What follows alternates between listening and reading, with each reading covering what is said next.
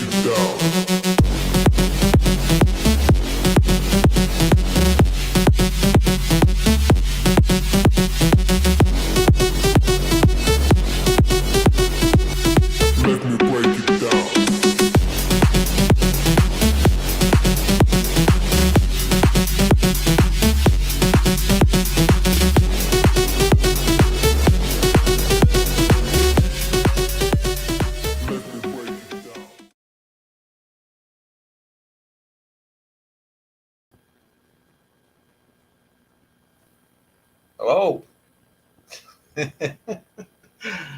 I just this is out of the spur of the moment type thing. I just thought I'd go live, and I'm very happy to see Miss Carol,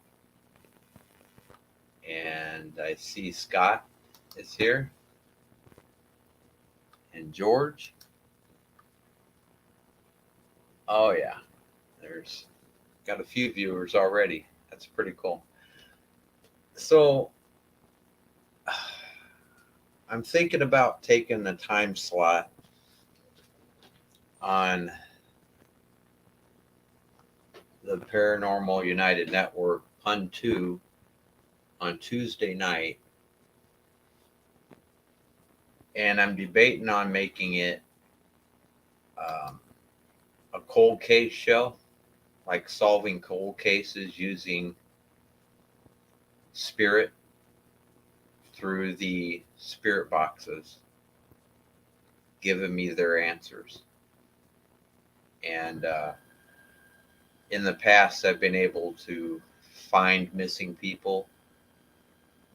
Um, and I don't know. I don't know how to describe the way my star family works with me sometimes,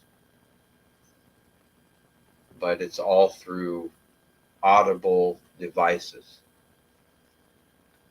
And so, if anybody's in the market to possibly co host a show like this, feel free to reach out to me. Um, because man, I don't know what words to describe. Hey, George. I don't know what words to use to describe these unbelievable abilities I have with white noise. And I'm addicted to like cold case shows, and spirit is constantly reaching out to me. My whole body energizes while I'm watching these shows. And so I'm thinking about taking like random cases and just rolling with it, you know? And so I just, like I said, it's been in the last 5-10 minutes. I decided to go live right now. It wasn't scheduled or anything, you know? And so um, it's just kind of me, just being me, just talking right now. And hi, Mary Lynn.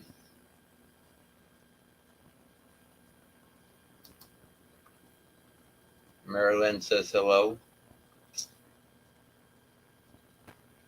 Ah, my good friend. I love you.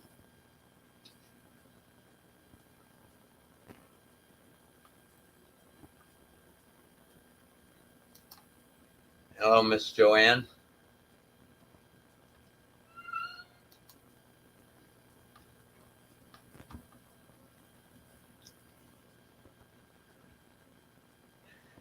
And so to a couple of the that have come into the room since I started this, I'm debating on starting a Tuesday night show solving cold cases. Um, And yeah, I'm probably going to shoot for, uh, would that be a 2 hour show? Yeah. And I'm probably going to shoot for 8 to 10.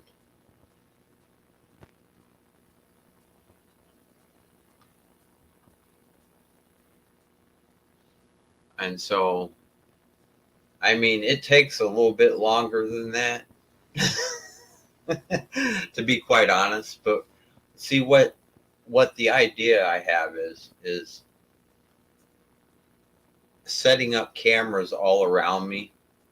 I've got like 6 computers, and having a camera like back here showing my screens and what I'm doing, working with spirit to solve where a missing person is, whether it be using Google Maps on the 55-inch or whatever the case may be.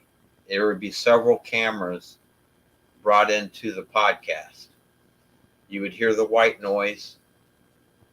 You would see the process I use to slow it down and listen to them. And my whole focus is going to be on the spirit.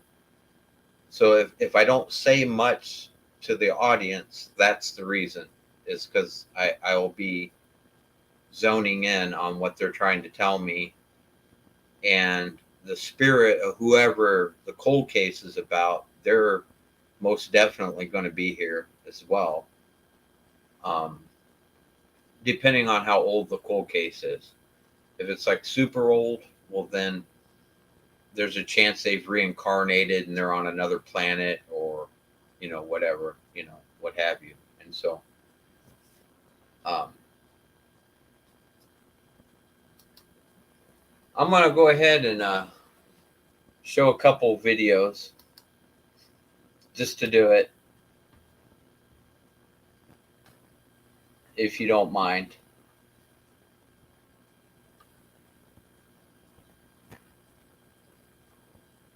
There's going to be a couple here. Let me see which one I want to show here. It'll kind of give you a sense of what I've been blessed with. For those that may or may not have seen some of these on my Thursday show. This is just giving you a little bit of insight for anybody. I so far I'm recognizing everybody's name, so you've probably seen all of these, but just to give you an idea.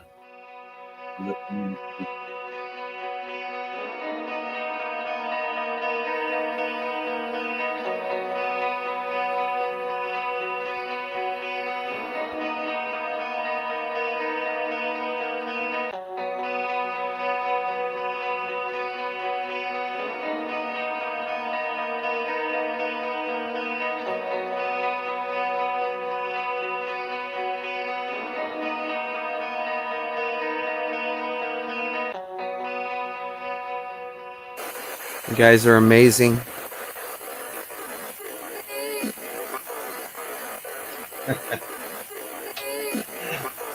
I love it every time I watch this. She's an amazing guide. Her name's Madeline.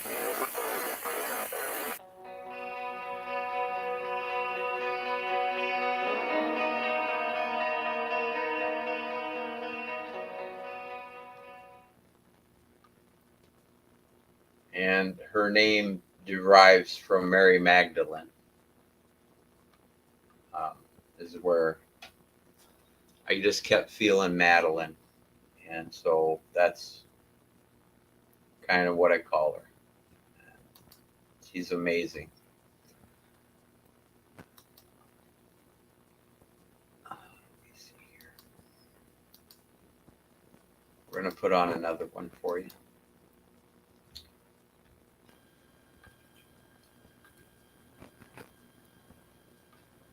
This video, short video here, is my guide Luther, and these guides are the ones that will be leaving to go bring me back answers. Like they go and look, and when I ask them to help me with something, you can hear them in the white noise say, "Let me go check," or "I'll go look," or and then they come right back within a matter of seconds. You know, they're moving on that tachyon speed energy. You know, this is Luther and Madeline again. Oh, thank you, Nicole. Thank you.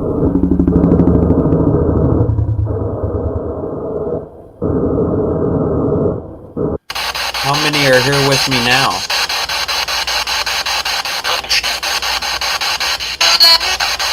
11? Yep. How many are here with me now? That's Luther.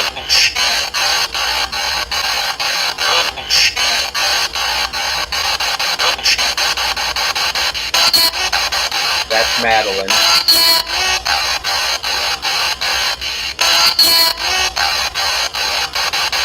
And then Luther 11. Pure voice.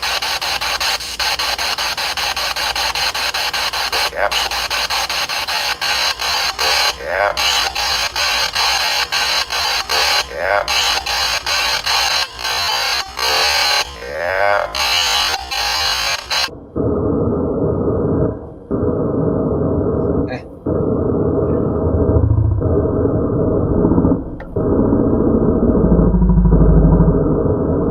How cool is that sound? It's something I came up with.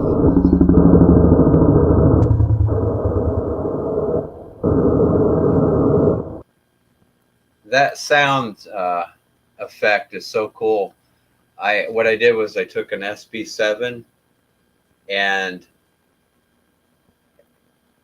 they were saying like a full sentence through it, and I slowed it down to like 10% of the speed, and that's what the sound I came up with. I thought it's kind of a neat thing.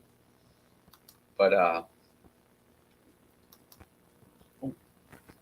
clicking wrong buttons. Uh-oh. Okay. I think I saved it. Yes. Okay, so this is the type of feeling to anybody that's new in here, that I show spirit. I talk to them like I would talk to you, you know, anybody. One soul to another. And in total respect, I try to get to know them. You know, some of the typical ghost hunters out there are just out there trying to catch something on camera. I don't try to catch something on camera. I don't try to catch their audio. I only record it so that I can hear what they had to say, so that the next time I can pick up on the conversation. And I just absolutely love them. And I want to know them. And they have a chance to speak to where everyone can hear them. And it's amazing. And they know it. And they know that's what I'm about. And so they tend to come forward. This particular cemetery that I'm going to show everybody. And again, I don't know who's all new here that hasn't watched my Thursday show, but there's only 78 buried at the cemetery, and over 35 of them, like 30 or 40 of them, came to see me and talk to me while I was walking through it. And I've only been there 3 times.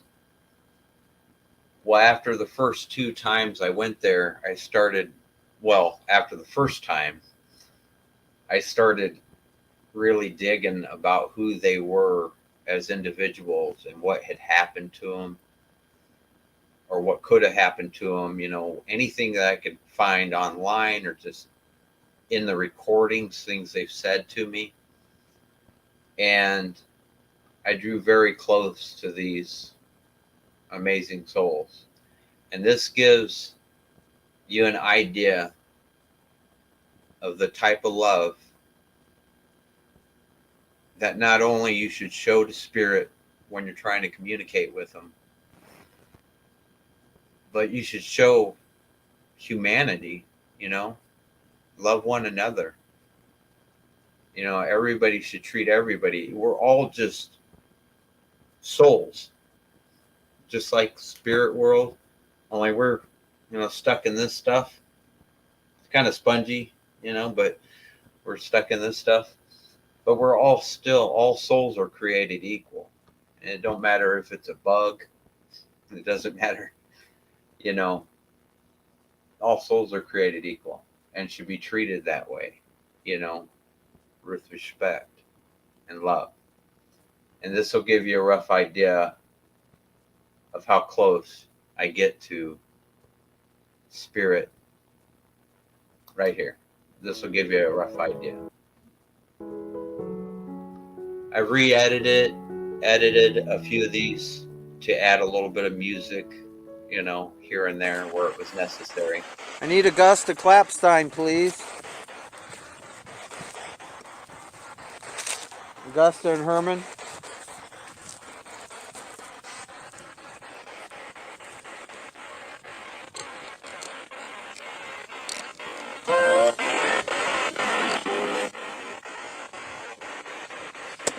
Herman and Augusta.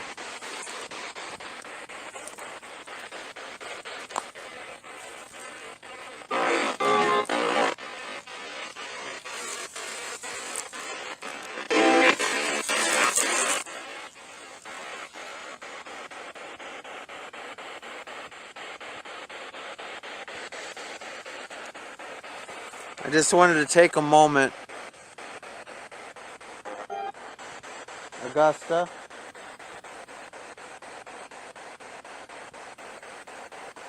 Are you here, Augusta?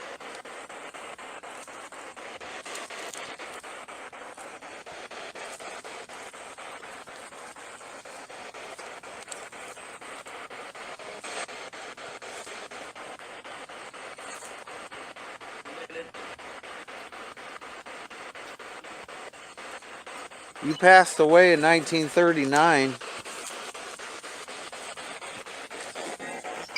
Herman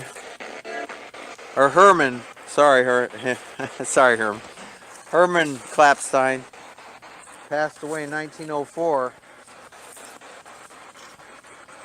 or 2. Your daughter Anna had Arnold Dreyer here. He was a stillborn in 1919.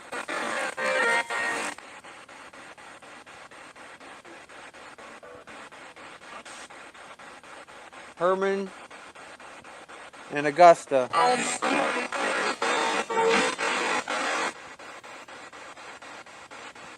had noticed that your son had passed away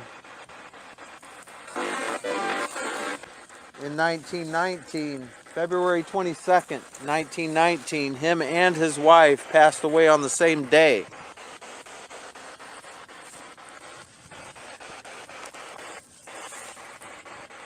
I'm not sure how.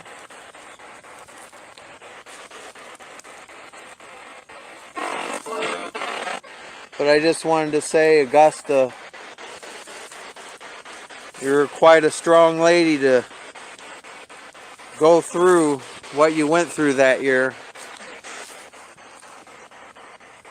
You're an amazing woman.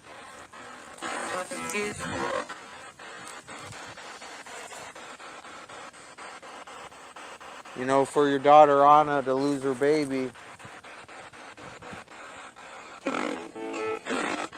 And your son and his wife to pass away at the same time.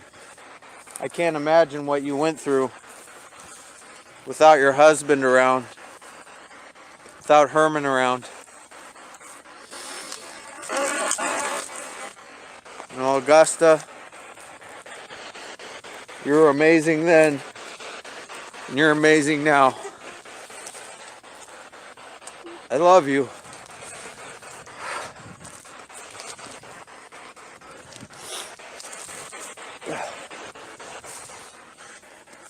I love you so much. Went through the 20s, you went through the Depression.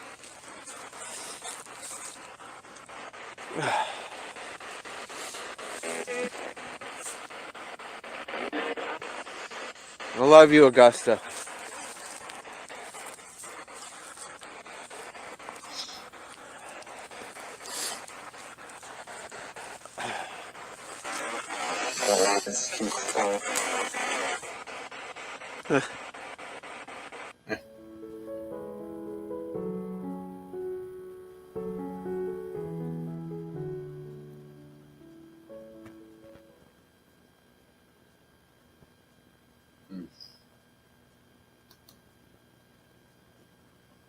Yeah, I tear up every time I watch that one.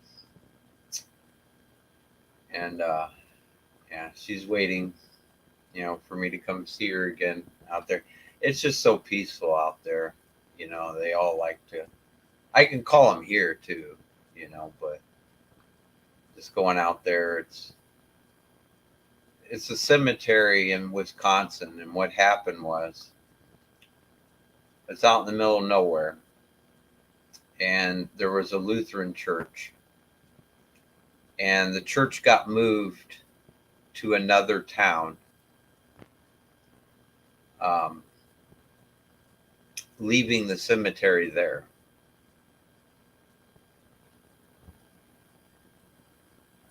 And so it's just out in the middle of nowhere, you know, and there's 78 buried there.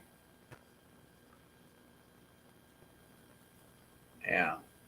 And when I go there, again, I've only been there 3 times. That video was taken from the 3rd time.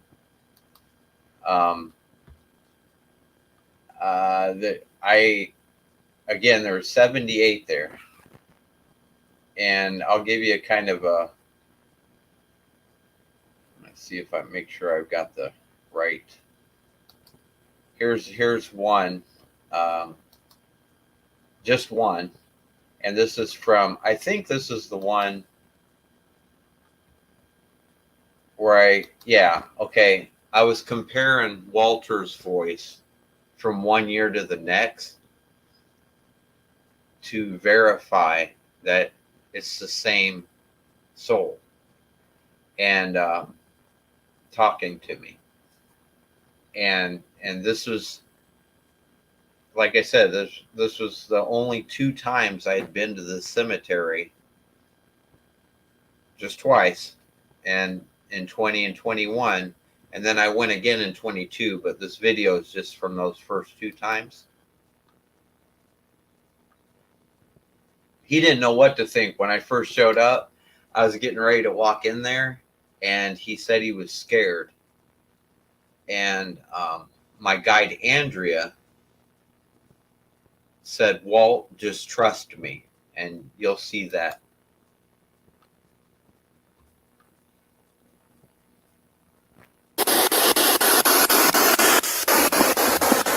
Sure. Sure. And I see Walter.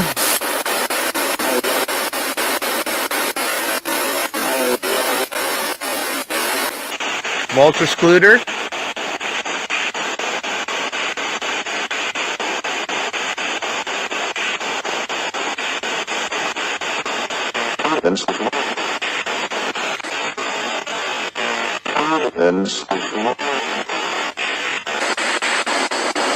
How are you doing?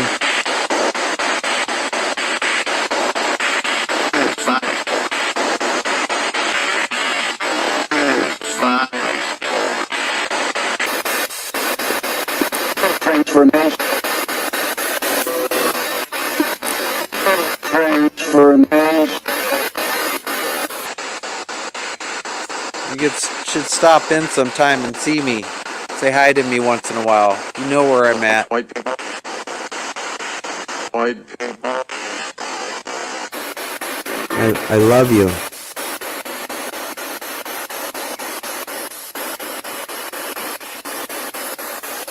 I love you with all my heart. Wrong response. Wrong response.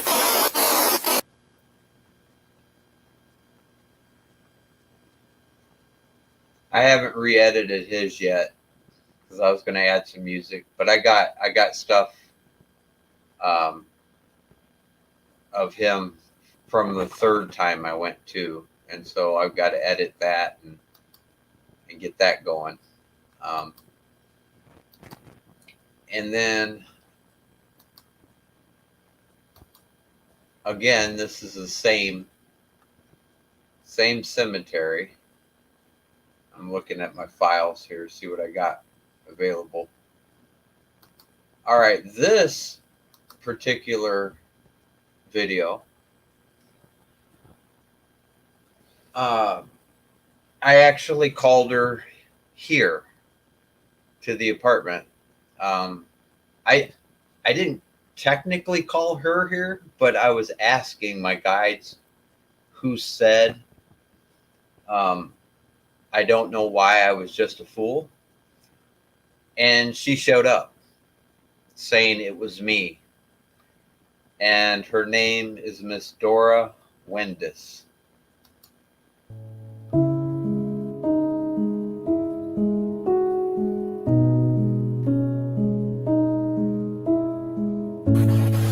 I love you.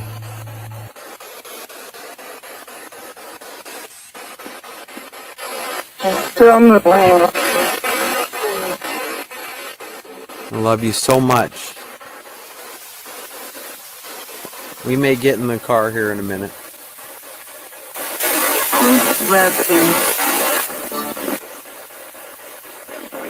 I love you so much. At St. Michael's, who was it that said, I don't know why, I'm just a fool? Very beautiful lady's voice.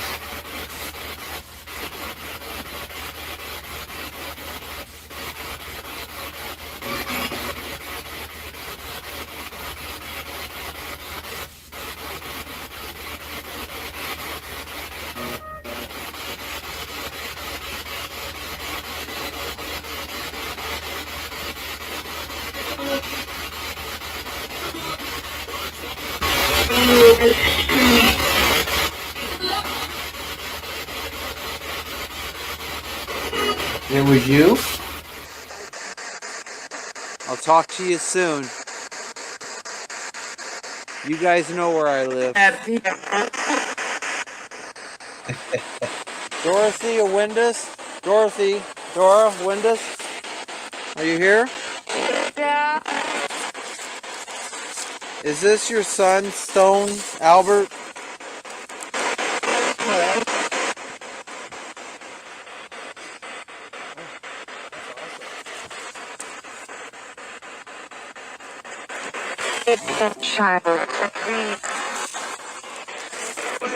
Dora, was that you? And this today we discovered is Albert. Albert was 2 months old. It's Dorothea and Gottlieb's son that passed at 2 months old.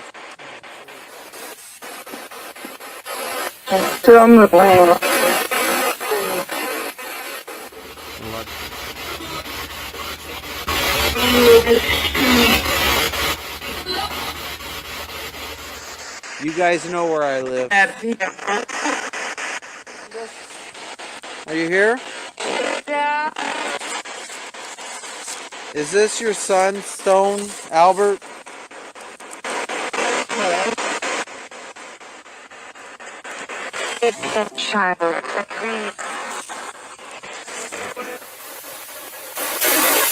Refuge.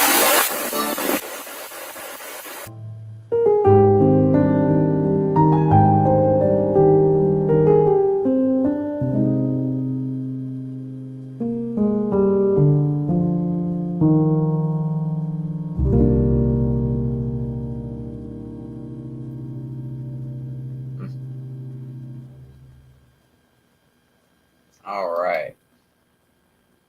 Yeah. I think every single time I play these, like my heart starts singing out to them and they show up here. Pretty sure they're all kind of surrounding me right now. And I love them so much. I apologize if I become of like few words a little bit. I'm still trying to get the outgoing, vibe that a lot of these other guys have on a podcast. I get a little shy, but so I'm gonna play another one, and this one, for those that have not heard it as of yet, it's going to take you by surprise. Thank you, Lynn.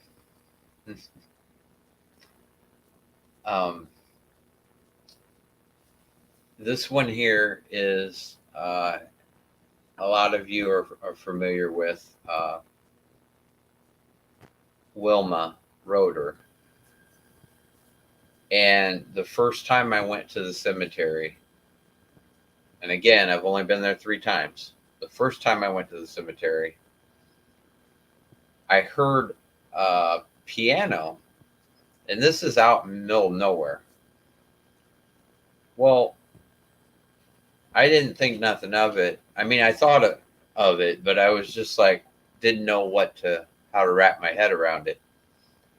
And then the second time I went, when I came back home and was going over the video, it happened again.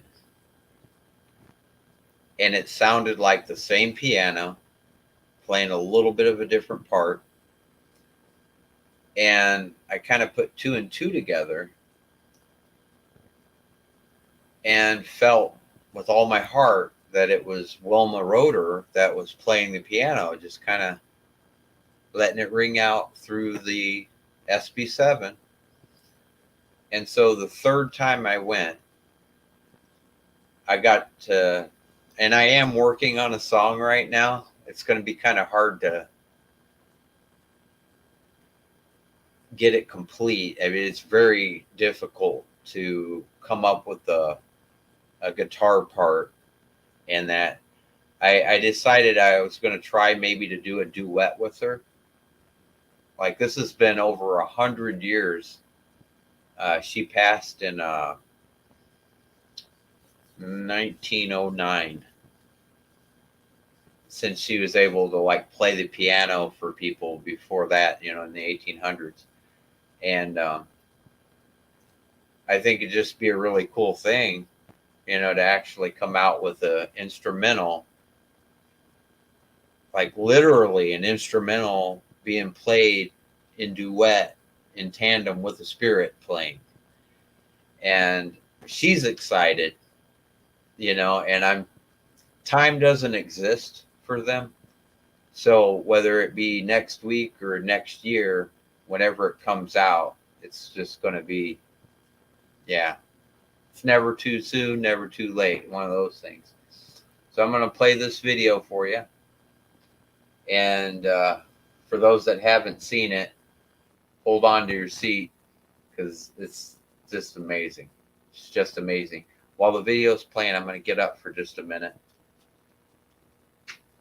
and give me your thoughts. I've added a little music to this one too. I'll be right back. I love you.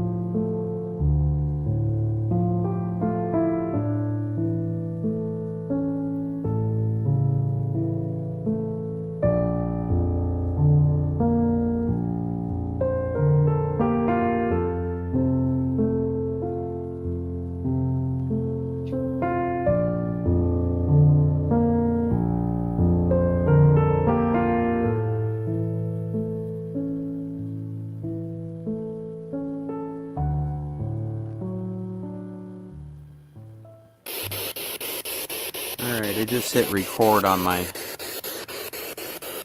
camera again. You can see Christy in the background.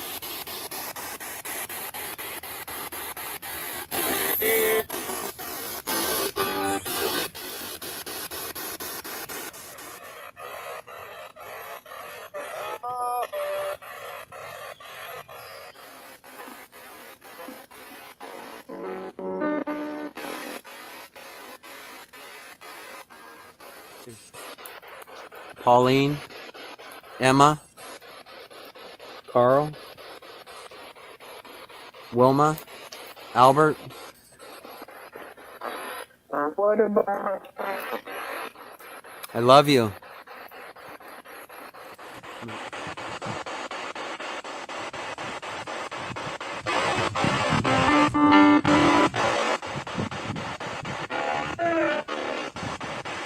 Hi. I've missed everybody here.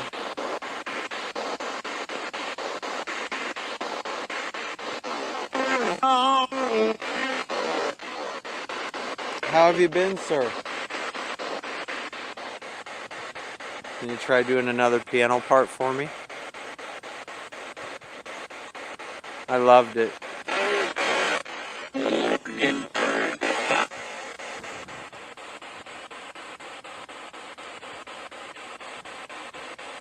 I heard a piano playing a couple of times walking through here. And I thought about doing a duet with you on my guitar.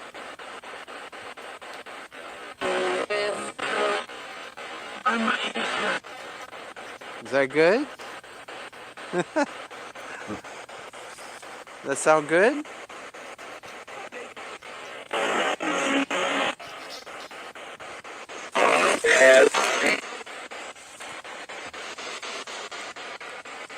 It's very a happy thing.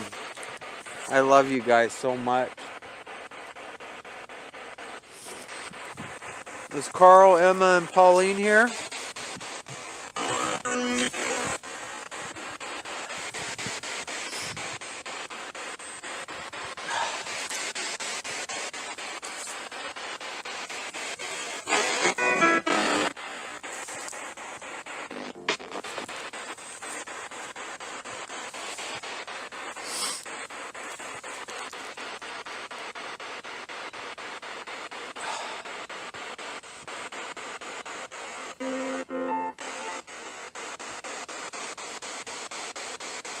Play me another one, Wilma. I heard that.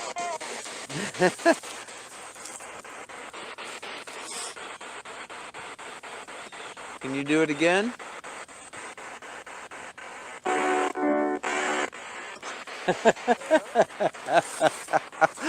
Beautiful. That'll be part of the song. Yes. Yes, yes, yes.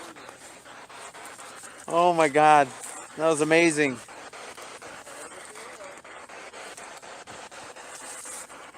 Oh my God. Thank you so much.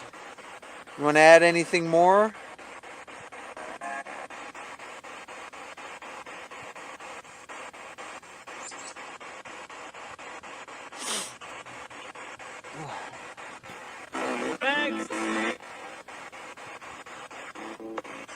you say next week?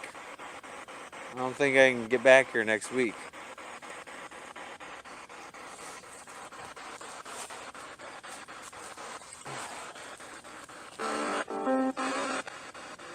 Oh, thank you. Keep playing it. Oh, that is amazing. Now, the very end of this video, it has all of the different piano parts side by side, back to back, from all 3 different years. So you can, it's obvious. Now, these are random days. For anybody that might be skeptical, these are random days of the year at random times. There's no chance that it's a radio signal coming through at all. These are back to back from the 3 different years.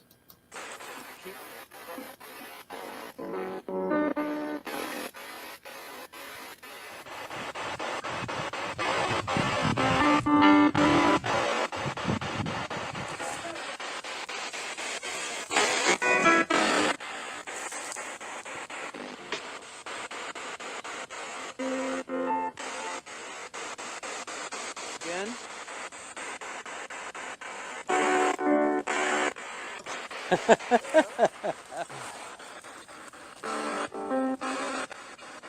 Oh, thank you.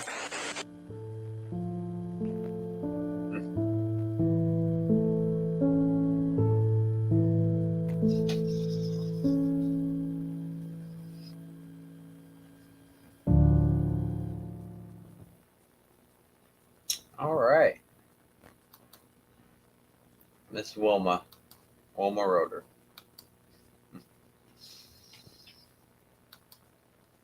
So I got kind of I'm gonna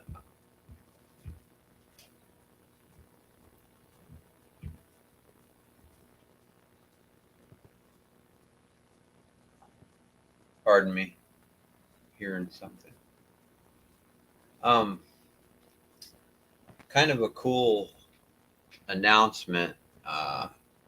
My Thursday night show, Perfectly Normal Paranormal Communications.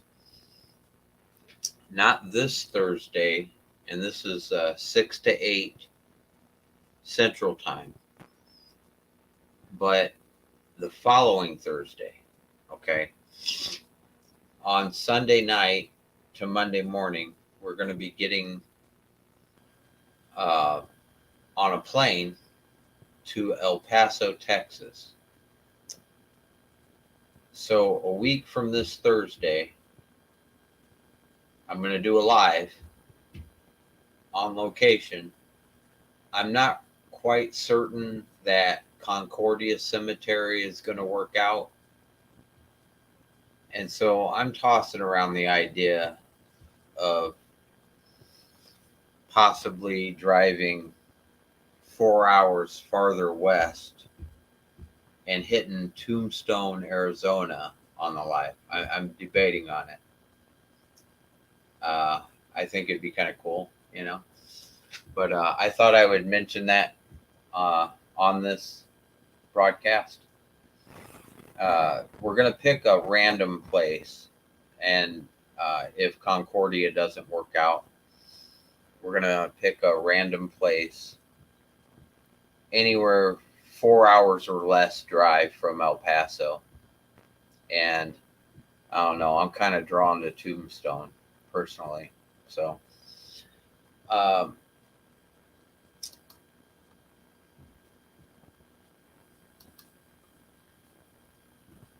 the new show, it won't be able to start until the earliest would be 2 weeks from now, after we're back from El Paso.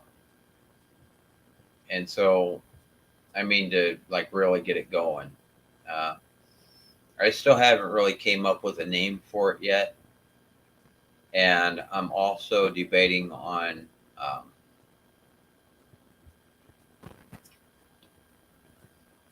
uh, finding a psychic medium of some sort to, or someone to co-host, as well. Um, and so it's in the works. I've been thinking about this for a long time because I connect with so many. I'm always, like I said, I'm always watching cold cases and cold case shows and missing people, stuff that, the, I don't know. I just, when I get to seeing some of these families on these shows, I start talking to the victims, and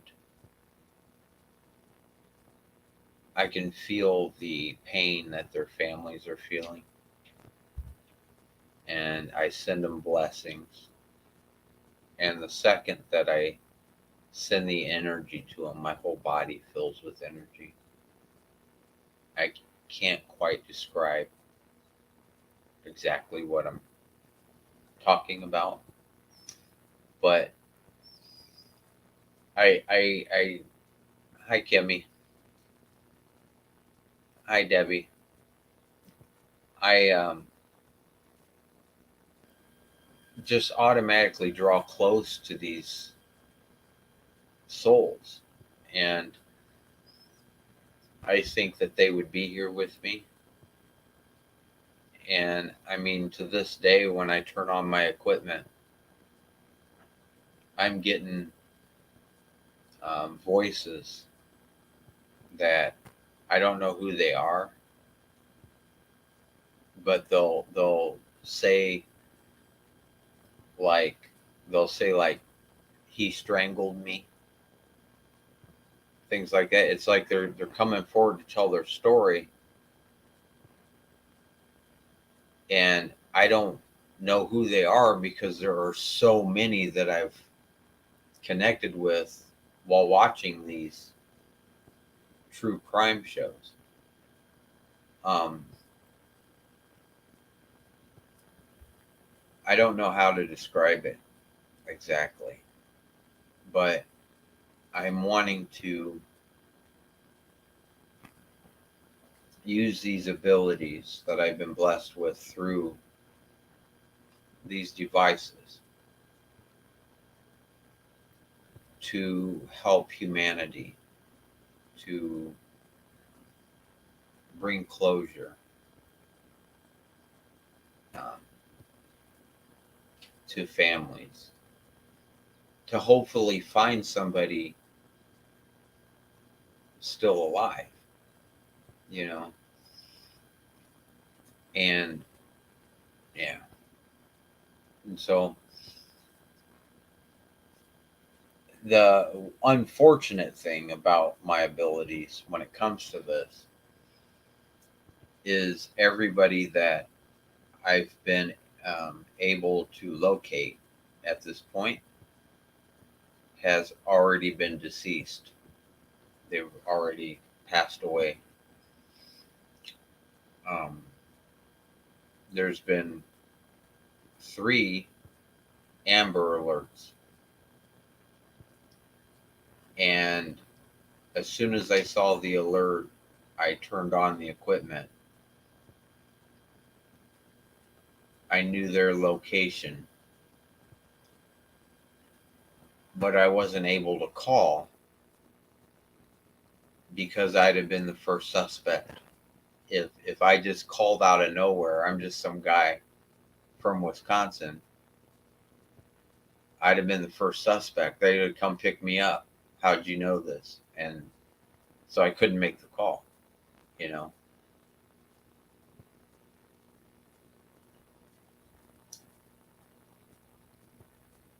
Oh, you do that too, Debbie. Wow, that's so cool. There's a lot of cases out there where a person has been like buried as an unknown, like a John or a Jane Doe, and those type of situations I'd like to solve as well. Um, I'll show you one example if I can find it. Um, I gotta look and see if it's even on here. It might not be on here. I have I got a new computer, and so a lot of the files are not on this computer yet. Let me see if I can.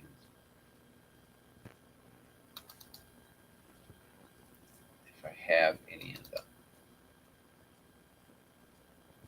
Yeah, I don't have the one I was looking for. But these abilities, I've actually Arnold Dreyer from the one video. I couldn't find his stone, and I asked the cemetery to give me a hand, and they guided me. I could hear them, when I got to John Wakerhauser's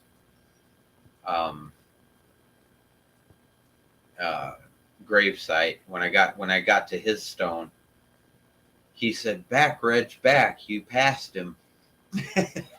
And I backed up 5 feet and looked down, and there was Arnold Stone, and so after that happened, like a week later, and this is part of the reason why I'm considering this new podcast. Okay, a week after that happened, there was a girl that became missing. She had drowned it, and everybody knew that she had drowned, but they couldn't find her in the river. And it came over the news. And when I saw her family Saturday morning, and it happened Thursday, when I saw her family on the news Saturday morning, I just became overwhelmed with wanting to find her. And I turned on all my equipment, and within an hour after recording what they told me and listening to it, within an hour, I felt confident enough to call the police department down there. And the reason is because, and this is what would happen, okay, on this new show. I would have maybe camera right here pointed up at the 55 inch. I would have a camera on both sides pointing at all the different screens that I would be using. And you would actually physically be able to see me talking to them and asking them questions and using maps and the whole nine. And this is what I did. I pulled up a Google map of the area, and I went to the river, and I distinctly heard under the bridge. And I looked throughout the area for bridges. I asked them, I said, "Can you name the street crossing the bridge?" And they gave me a street name. I asked them, they were saying that she's needing a boat on Saturday. I called the police. I told them where she was. I told them a little bit about me, but of course, I'm going to be looked at as crazy if I don't know the right approach to talk to them. I'm just some random guy that Oh yeah, right. Well, they have a protocol anyway when they search a river. They got to search every single inch. They can't skip a spot, and especially based on the word of an unknown person. Okay, well, Sunday comes around, and they said she's under a boat. And I turned on the news, and they were about 200 feet away from her at that point, like 100 to 200 feet away from her. And I called police again. During the session, they said that she was 7 foot in depth. Well, on the Sunday call to the police department said, we need to patch you through to the sheriff's department because right now they're handling what's going on. And I said, okay. They sent me into the sheriff's department, and an officer answered the phone, and I told him what was going on and where she was. And without giving him all the information, I said, so you've been under that bridge, right? And he's like, yeah. And I said, have you ever been in the water? And he goes, yeah. And I said, how deep is it? He said, oh, about 6 feet. They told me 7 foot in depth, the spirit did. And I said, this is where she's at. Monday morning comes around, and my psychic medium abilities kind of kicked in. I was out on the balcony, and I started having a vision of standing in a canoe. And I looked down, and I could see a little hand reaching up. And I reached down to pull her out. And it was within just a couple minutes after that, I distinctly heard they found her. Well, I come in and I turned on the news, and I mean, I was just crying. Man, I usually tear up when I tell this story. And I turned on the news, and it took a good hour or two. And then it was on the news that they had found her.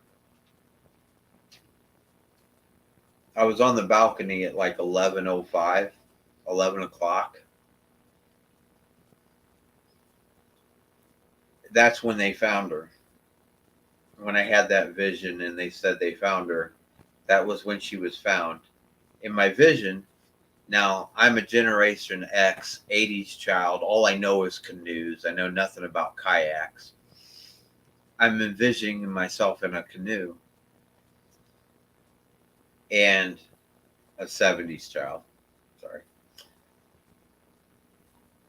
Somebody that was assisting, a civilian that was assisting in the search, was in a kayak, and that's who found her in that spot. I was just blown away, just totally blown away. And I had called the police. It was 54 hours before they found her in the exact location I told her, or told them 54 hours earlier. And ever since then, that's been, when I would be, when I jumped on a couple of the Amber Alerts. There was another case a year ago. It would have been a year ago, January or December. I was asked to by a family member.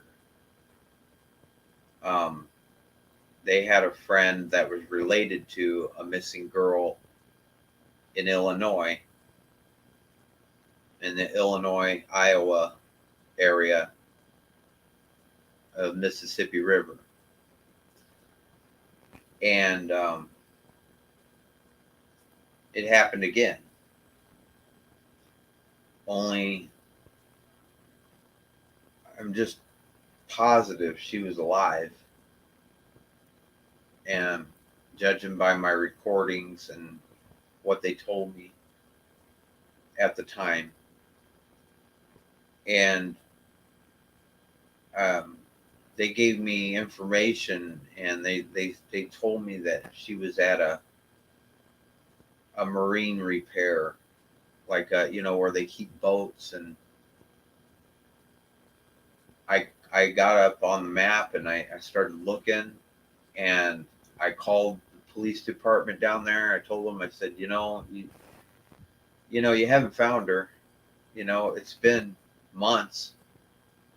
And I mean, take a shot at this. And I know you don't know me, but just go to this marina, look for her.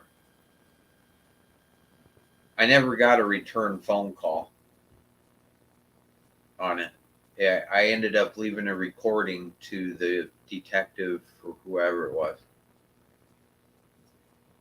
And 4 months later, they find her body in the water, like 2 miles away from where I freaking told them to go look for her. I apologize for my attitude right now. It just really upsets me that she could have been saved. And it really upsets me that it's possible. I don't know for a fact, but it's possible she could have been still alive on that boat.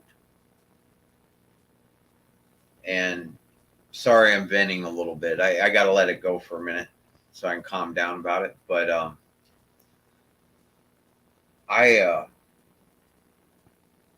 this is where this show idea is all stemming from. I'm actually being blessed with a ton of Star family that are very supportive in helping me do this. And yeah. And so I'm kind of rambling on, I know, but I'm hoping that, some of the audience I have on Thursday night, I know some of you are here, and it's just helping you to get to know me a little bit better at the same time, what makes me tick. And there's a lot of things I could talk about. I mean, there's a ton of things that I can talk about.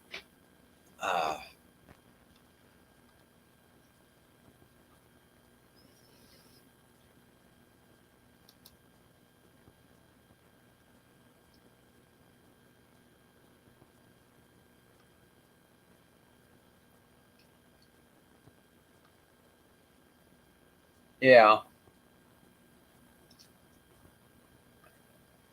I understand, and I've heard this said before, Linda, and I get it, but I can't help but think, oops, oh yeah, I can't help but think and feel that there's a rather large handful of people,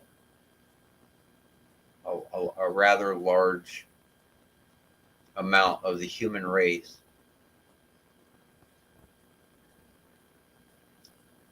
that I am destined to be part of their blueprint. I don't know who they are, but whether it be one person at a time or not, this is the way everybody on the planet should be. Truly caring and leaving that impression on everyone's blueprint that they walk by. Every soul, in a positive manner, And, you know, be part of someone's blueprint if it makes their life easier, if it puts their minds at ease or their hearts at rest.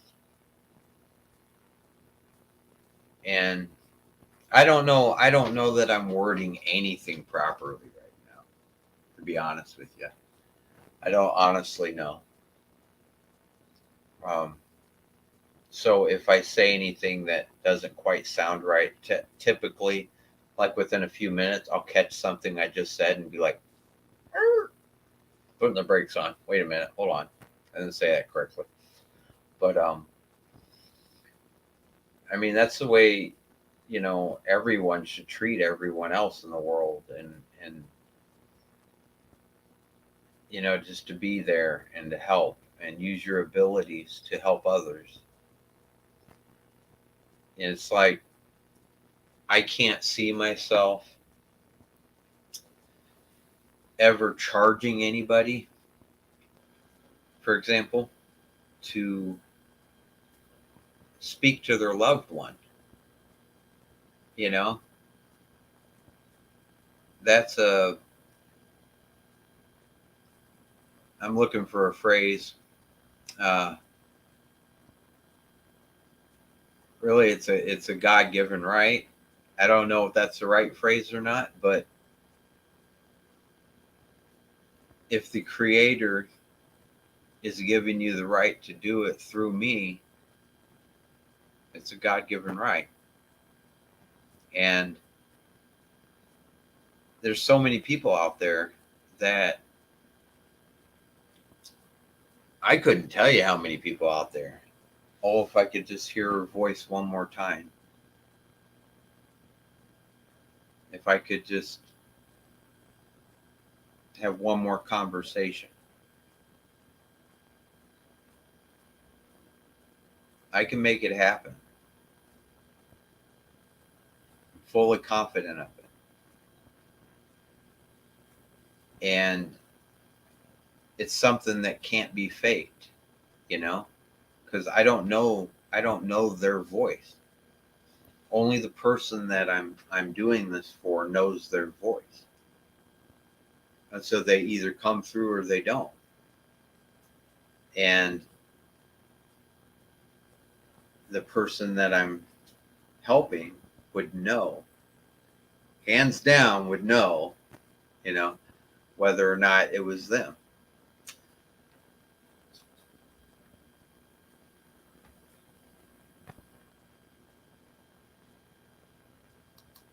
Oh yeah, that's right.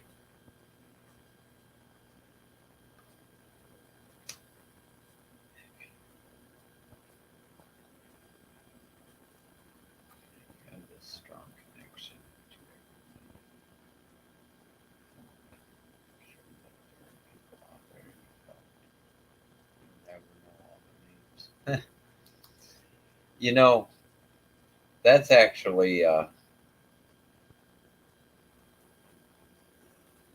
you don't have to know all their names. You don't. Just, you know, if here I go again, I'm looking for words. One of these days, I'm going to perfect this getting the words right thing. I just got to bear with me a little bit. I haven't been doing this very long, and usually when I can't think of what to say, I let Greg Koss take over on the other show. I just, Greg, you take it, you know.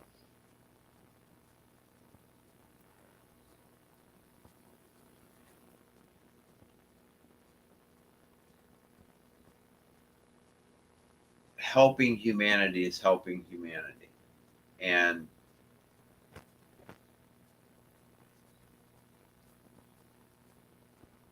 you don't have to know all their names. You know, this collective frequency, this healing energy. You know, if everybody with abilities or had knowledge of their abilities would would throw out healing energy all at the same time, how many people that in this world would be healed and helped? They wouldn't know necessarily where it came from, and we wouldn't necessarily know who they are. But the whole frequency of the entire planet would go up if we collectively all radiated this energy throughout our daily lives.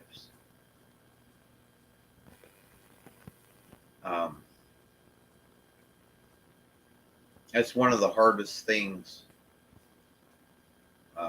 to control sometimes. Like if you got people around you on a daily basis that just irritate you.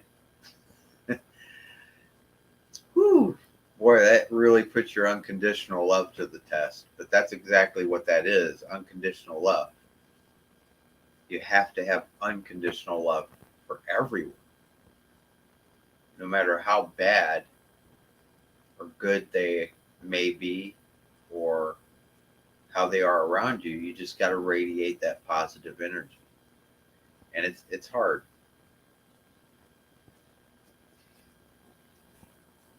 Anthony.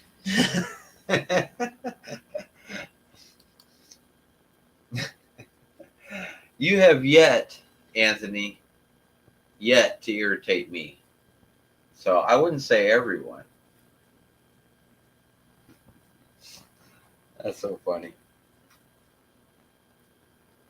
That's so funny. Yeah. So I now that Anthony's on, I did you just get here, Anthony? Or have you been here a while? I've been talking about the show idea to go after solving cold cases and missing people. And I've just kind of been venting out just different things about things that's happened with me and whatnot. And so I need to move more videos over to this computer. I really do. For any of you that might have missed the show last Thursday, I went to Paracon on the 22nd, and this is just one little clip. There are a lot of people there, a lot of people, and so I kind of stayed back behind all of them so that I could like do my own thing, you know. And because of that, I was able to get a lot of good recording and communication. And this one right here is an EVP without the SB7, and he obviously did it audibly, like out loud. But there's so many people talking, no one noticed. But both of my cameras caught it, and my mic that I have right here that's hooked to the EVP recorder, it also heard him. So this is kind of cool. It's really cool. If you haven't seen it yet, this is from two different cameras.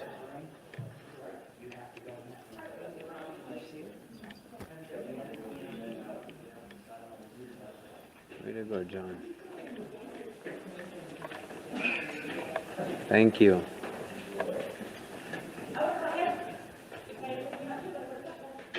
Thank you, John. Thank you. Thank you. Thank you.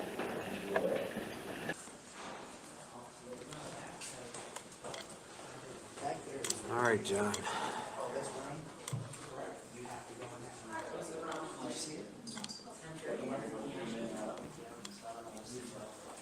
go, John. Thank you. And how cool is that, Carol? Thank you, John. I couldn't believe it when I was Thank you. watching the video when I got home. I was like, Thank you. no way. Thank you.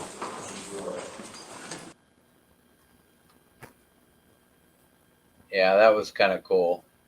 There was a lot of talk. Um, that was captured. And me and Greg, okay, I don't know. Let me see if I got this on here. Probably do somewhere. Oh, right here. This video right here, okay, for some of you, yeah, that video was from two separate cameras, and also it got caught on my EVP, and so on my EVP recorder, which means he did it like audiently. He did it out loud in the room, but there was like 25 people walking through, and everybody was talking amongst themselves going up the stairway, so no one heard it. You know, the only way it could have been caught on three different things would be if it was out loud.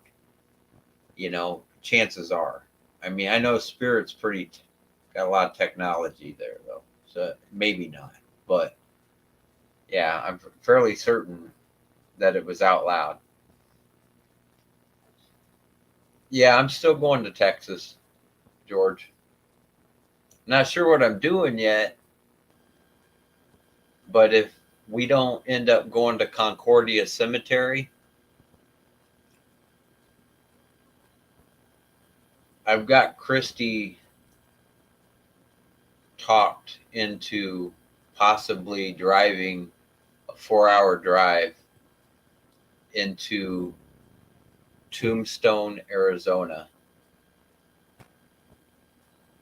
You know, so I may be I'm going to make some calls tomorrow morning. I've also got to talk to Anthony. I know you're still here, Anthony. I got to find out what's going on there. But if all else fails, we're finding a location within 4 hours or less. And I'm just wanting to go some random place and just go live and just cut loose, you know, without getting arrested. And so, but yeah, and so for anybody that has not seen this, yeah, I can't go to the DeSoto that burnt down February 5th, 2022. It got burned up pretty bad. And so they're actually talking about reopening it in 24.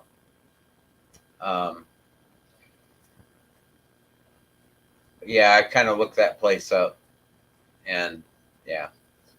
So when we were at Broadhead, this is actually the very first time.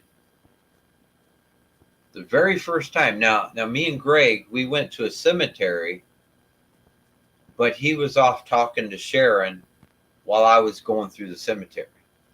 So this is the very first time, and we're going on episode 18, I think, of our podcast on Thursday night, that me and Greg were ever in the same room doing what we do, and we're doing it separately. But my IR camera kind of sucks.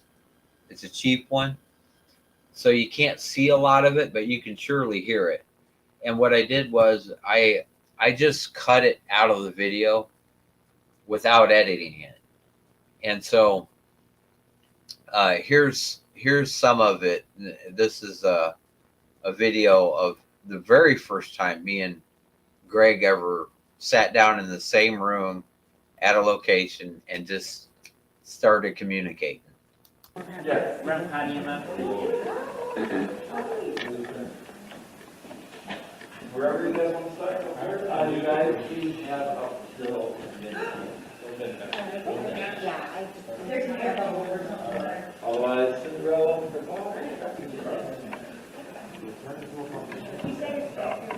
You'll hear me and Greg start talking.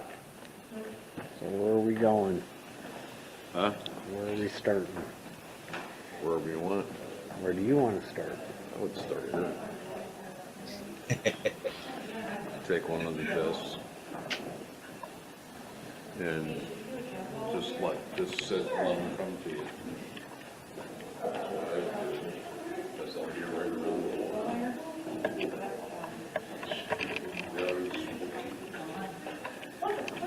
Yeah. Really, there's a sliver of it. You can see it from right here. Yeah. It's literally.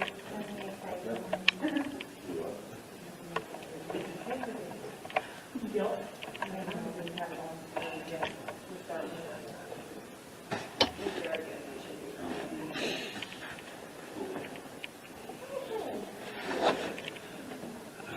Getting you ready. Because this one doesn't have quite enough light, you know. It's on night vision. I can't tell. This is our first time in that camera. So we're neat. Yeah.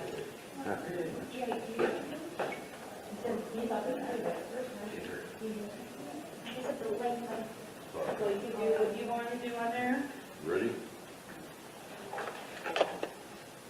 Button on the side turns around, right? Yep, the red button.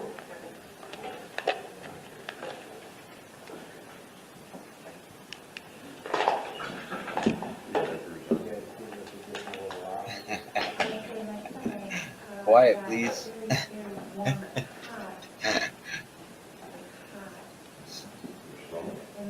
Shh, be very, very quiet.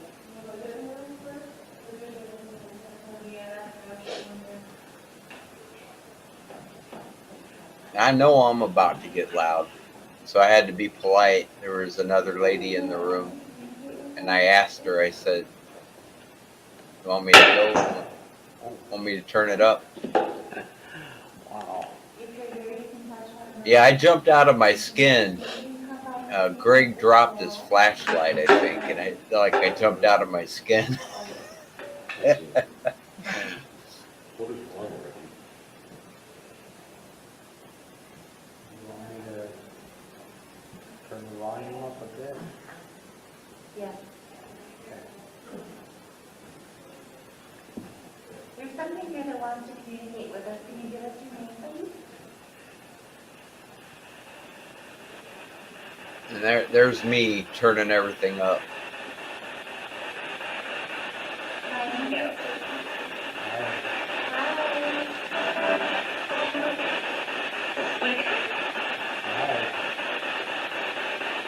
Pretty good.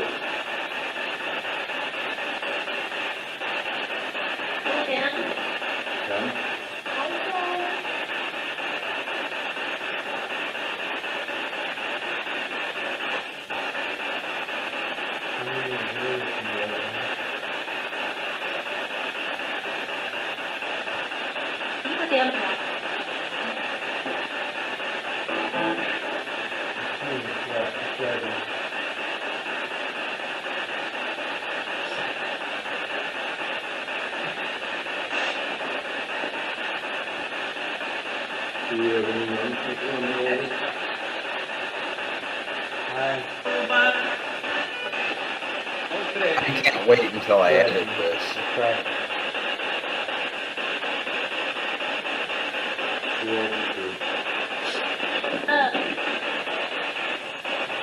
Well, most of the chairs are broken. These are like old desk chairs, and the one that Greg ends up in is actually one that I went. I did my live on Thursday, and then this Paracon was on Saturday, and it was the chair that I moved. I found one solid because I had sunlight so I could see, and I moved it right there. And Greg's sitting in the chair that I moved on the Thursday podcast, and it's like the only solid one in the room. Is Carl here? The principal?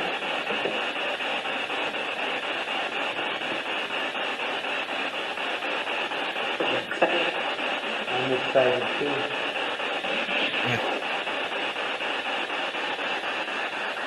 Mr. Riverdale.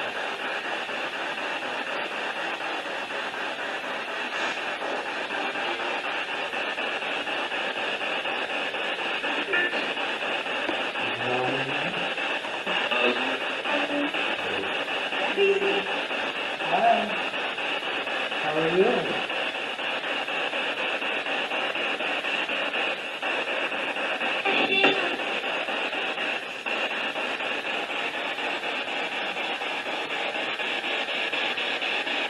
I love you. You doing okay?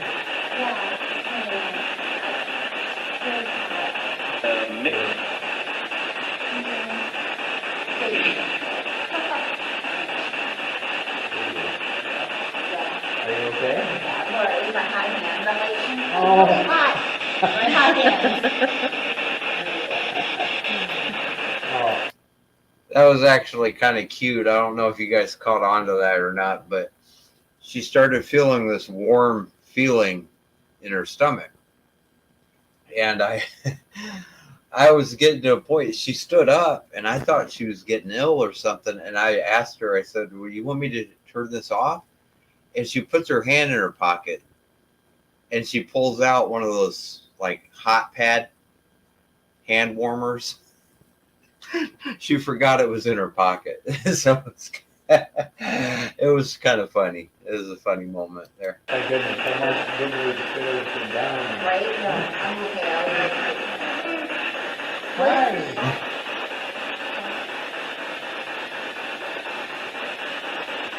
Where's the teenagers at?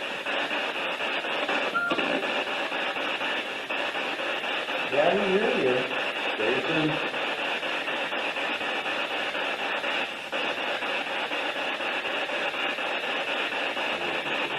Jack Jeffrey? Is that what it was? Jason Jeffrey? You guys here?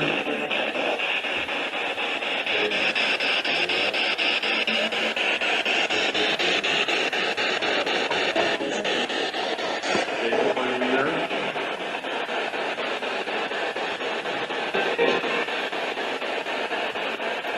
Is there anyone that was here being punished?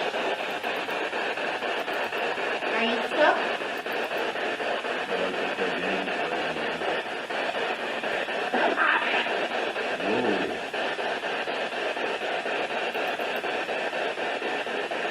Do you need me to sit in the corner? Were you being punished and sat in the corner?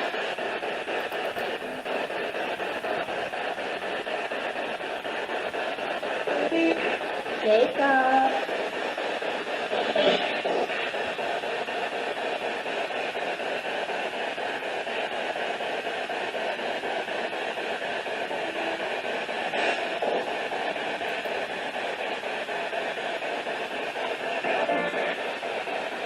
Hi.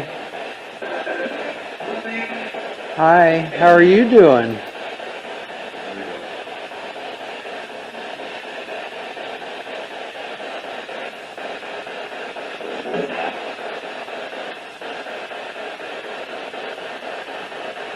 I'm calling on my star family.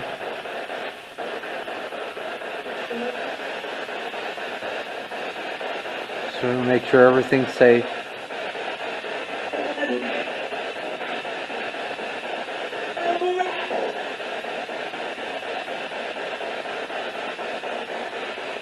I saw you. Remember me from 2 weeks ago?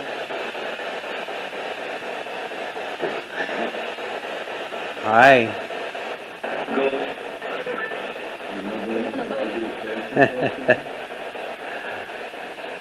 I've missed you. Thank you for coming to talk to us.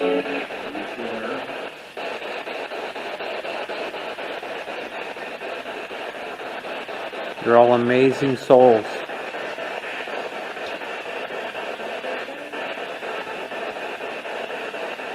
Elizabeth, can you please come forward? Norman?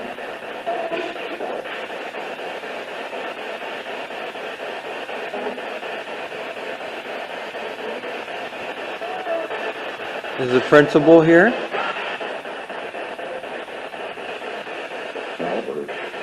Hi.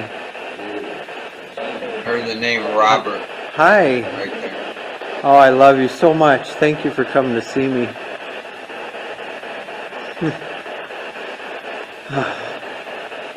Now,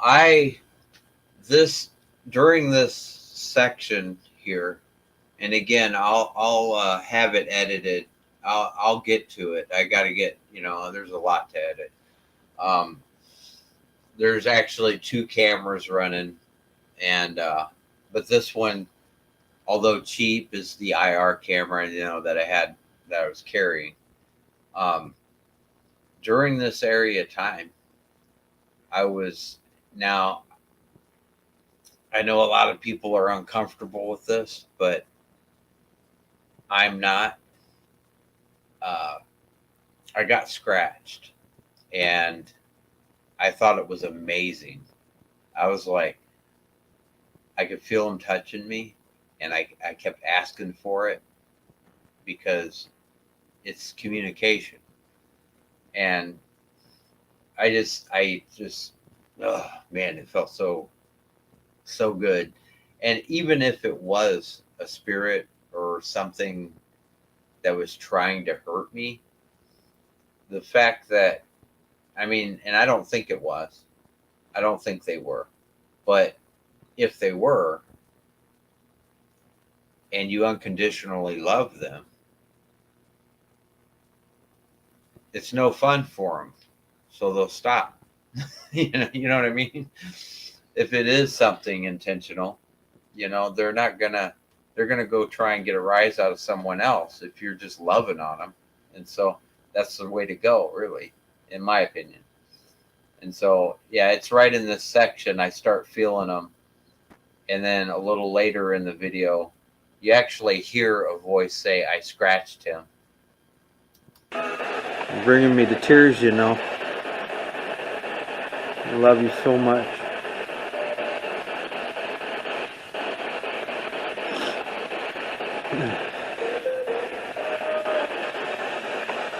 Yeah, Linda, they're always trying to get my attention, but most of them I miss already you know too. they have it.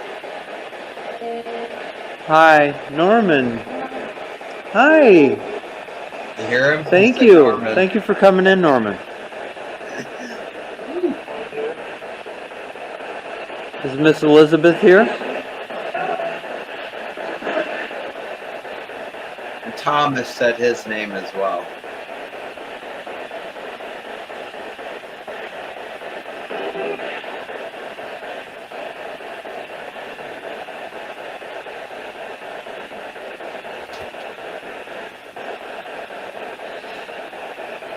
I wish we didn't have a time limit in here.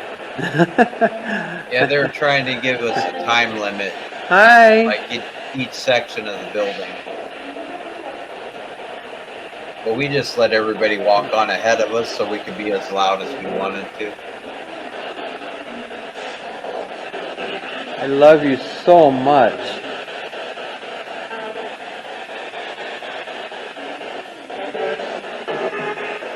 Hi. I think some of the spirit, Carol, that is at the cemetery kind of hang out with me all the time now. They might have maybe kind I of know you're the protector. became maybe The voice I like just a heard. spirit guide or an angel with me, maybe. Hi. I don't know. Thank you for But they're thank you for around doing what you anytime I do. want to talk to them. that low tone voice was an elemental that protects the building. That's who I was just talking to. The low voices, Yeah, there you an go. elemental that protects the property.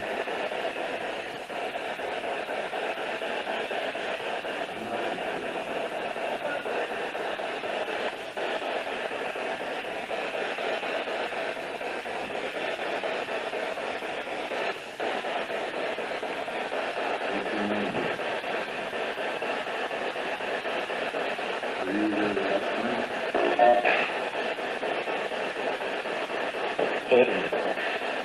Eddie, You hear that, Carol?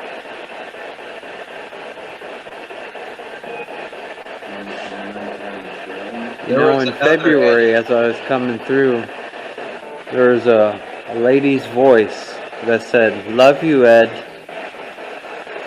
Are you the Eddie that she was referring to?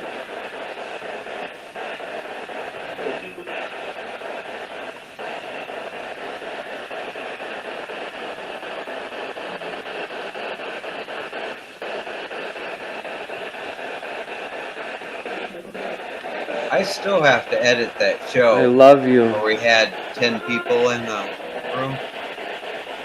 I got to get that finished because it was amazing. Thanks for coming to see us. Well, we came to see you, really. And I appreciate you being open and talking to us the way you have.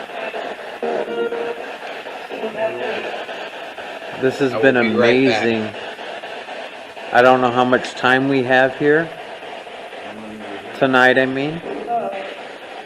It's alright. We'll see you again.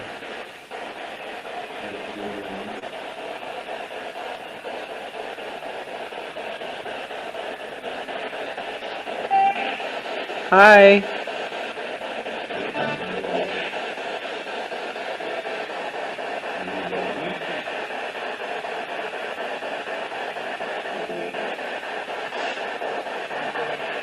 Hi.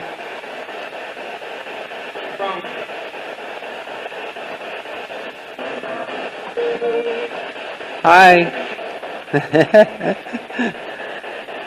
You guys are so wonderful. My goodness.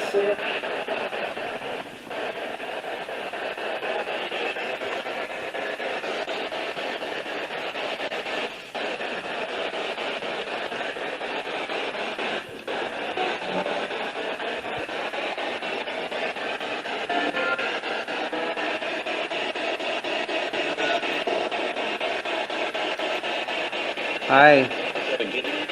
Hi.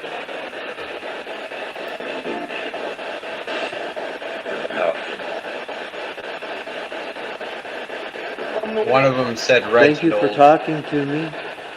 and then he said, I love you. talking.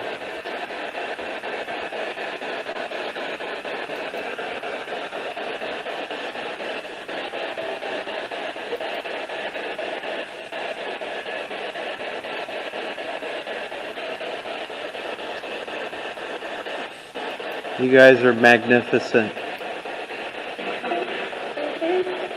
Hi.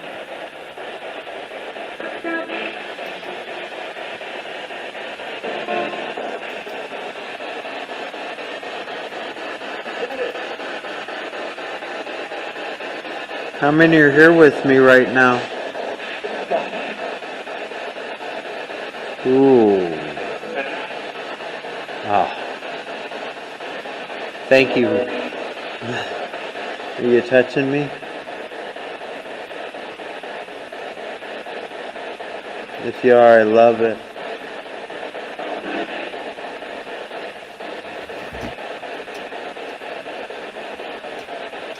Thank you so much. You guys are amazing.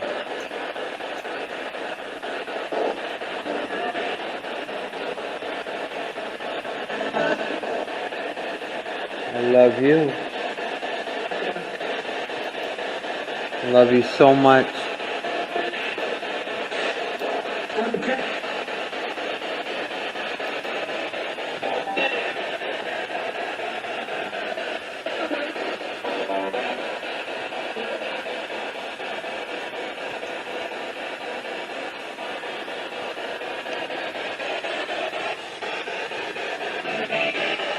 Hi.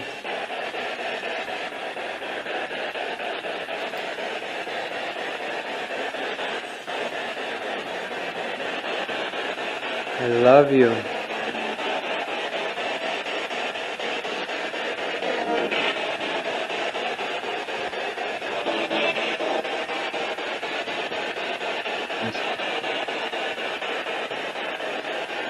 Who's all in here? Hi. I can't see.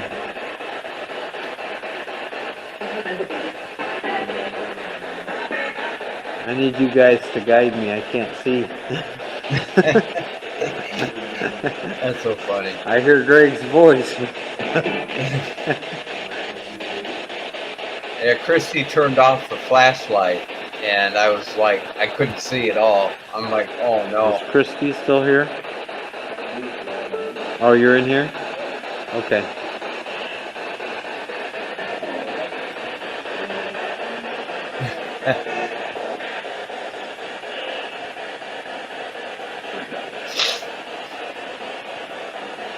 I love you.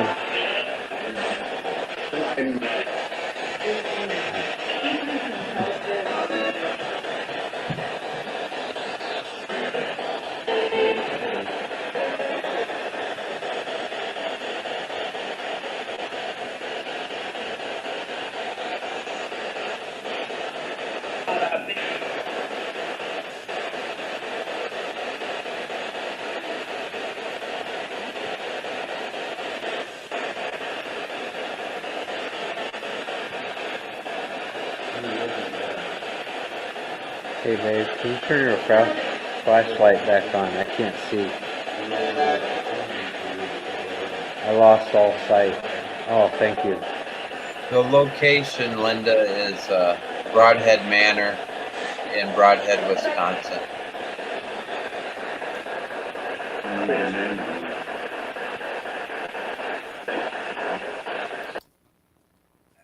Coming up here shortly, Greg says that he feels somebody to the right.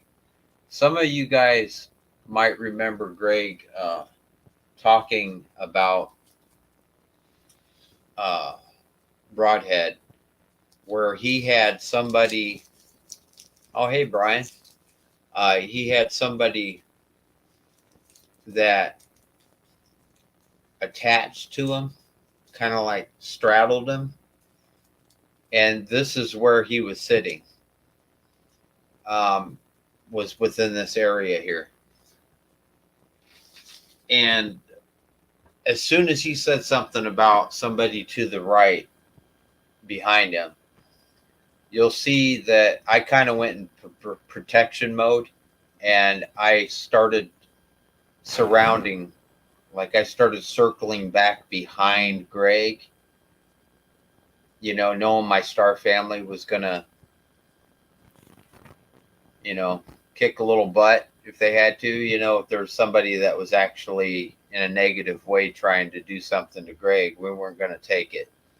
But, you know, me, you know, I'm all loving. And I actually asked them to come touch me, you know, whoever's with Greg. And that part is coming up here in the next minute or two. You guys talking to Greg too? You could talk to Reggie. He was holding the camera.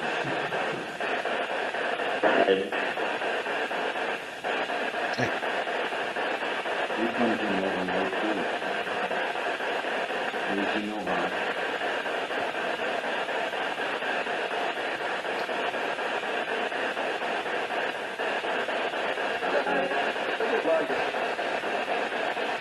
Up to you.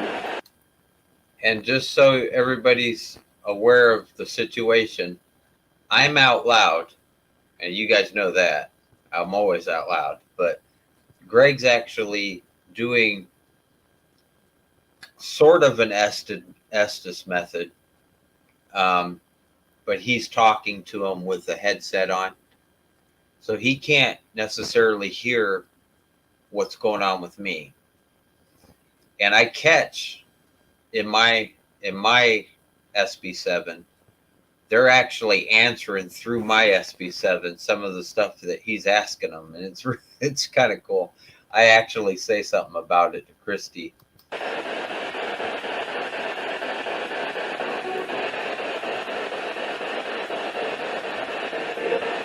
can come out. Man, I have got to edit this. Love you. They just mentioned Christy.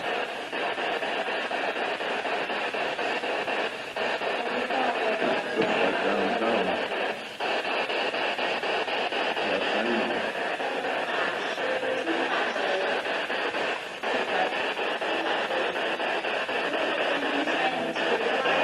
That's Reggie. It's a tripod.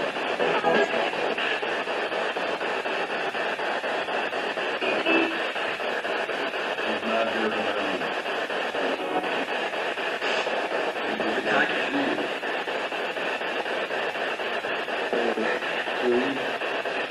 He said, okay. Said, Greg. We know as much of us as we do of you. They're listening to Greg. They're answering Greg to my speaker.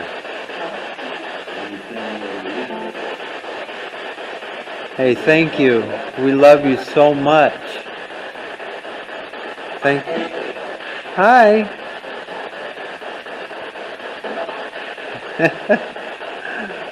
Oh, we love you so much. Hi. Have a good night, George. Your family to my me friend. too.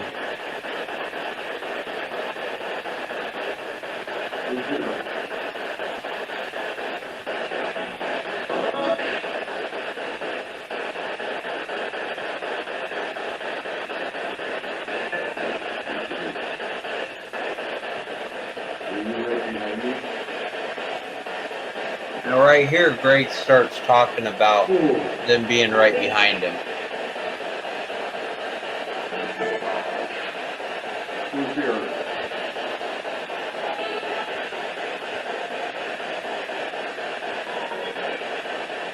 Can you please talk to me?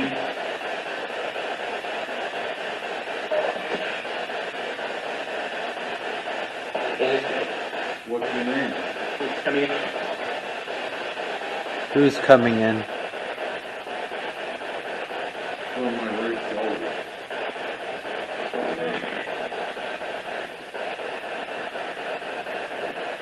Hi.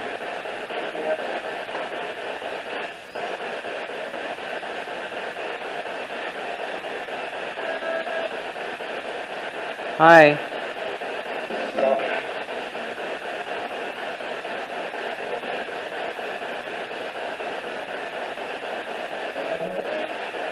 Come on down.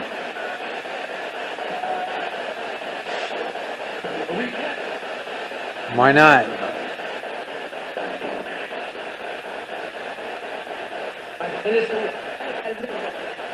You gave your name twice. I love you. He said I'm innocent. Thank you for talking to us. Jacob? Are you here, Jason? Hi.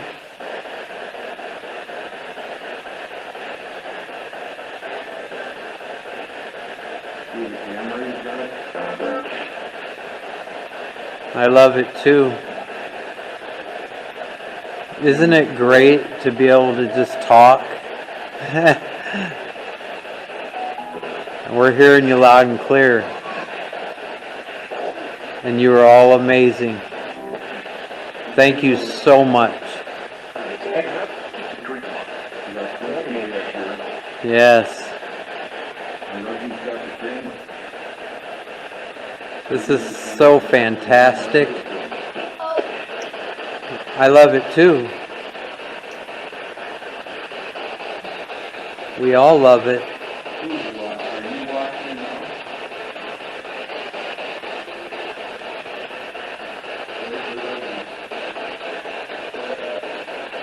All right, now I'm Hi. circling around to the back of Greg.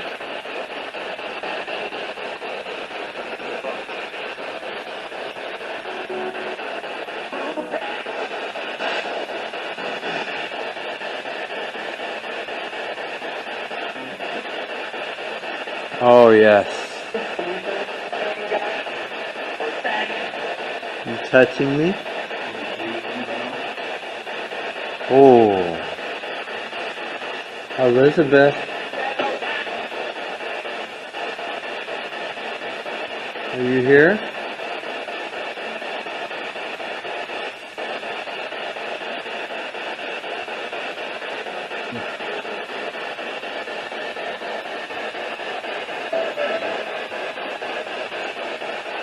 I love you so much. You know why I'm on this side of the room now?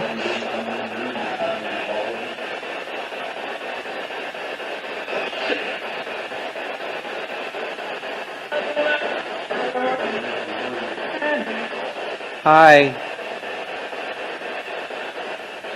Greg mentioned being able to feel somebody to his right. And I'm asking you to come touch me. Whoever that was.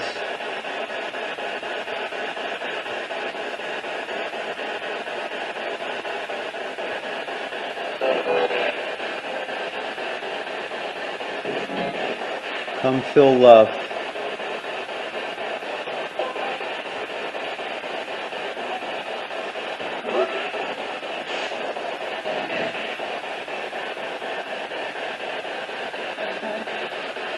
I love you.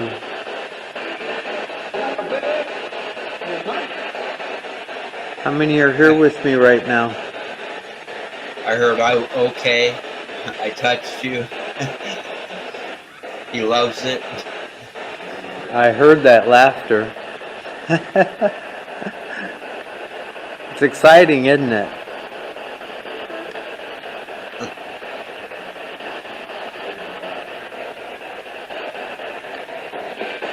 This is so exciting.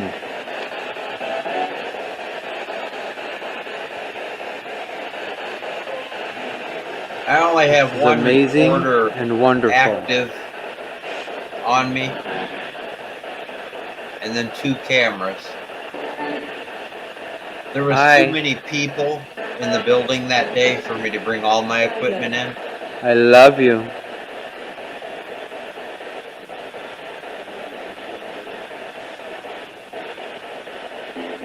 But in the trunk of my car, I had another 6 EVP recorders, I love you Six so or- much. 6 or 8 SB7s, an SB11, an S-Box, K2 meter.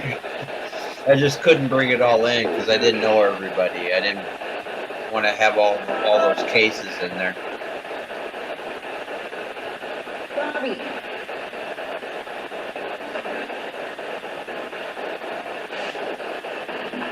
How many are here with me right now?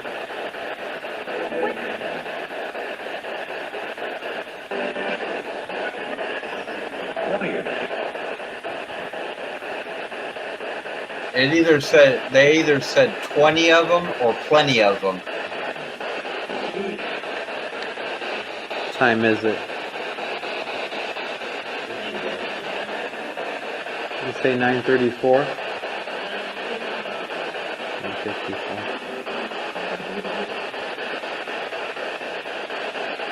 Earth time, right? Only on Earth. Yeah, I'm always belly aching about Earth time because time doesn't exist really. It's just something human race came up with a long time ago.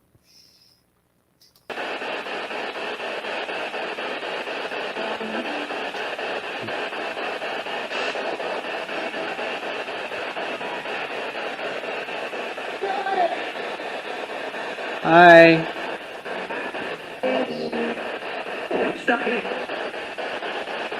It won't stop you? We're not trying to stop you. We're trying to love you.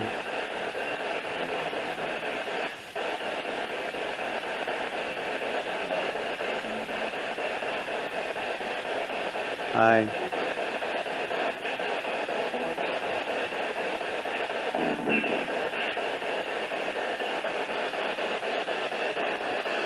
Hello.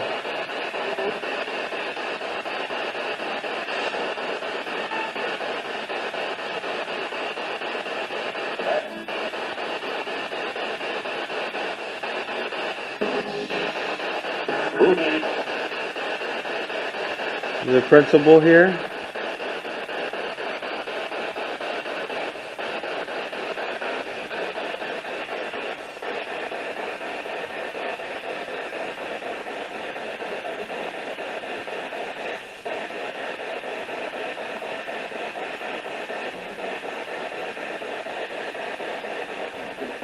Can you touch me?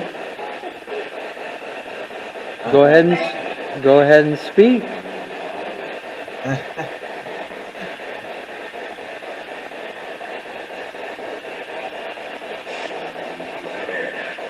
Hi.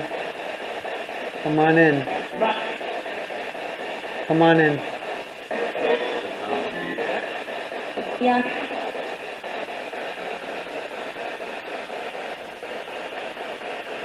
Now I'm talking to spirit when I say come on in.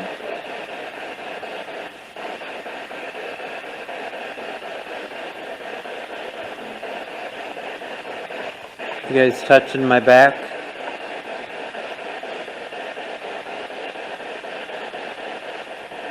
This is where I'm getting scratched.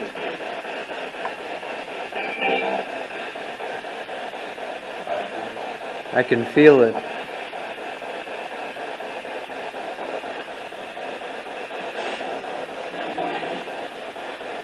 If there's somebody touching my back, I'm asking my star family to let them do it, because I love to be touched by them.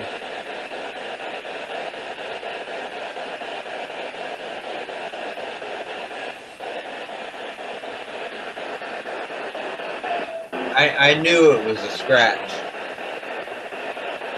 There was like a red mark on my back. Afterwards, I asked Christy to look at it, and there was a patch, like, I don't know how to describe it. But that's why I asked my star family to just Hi. let it happen.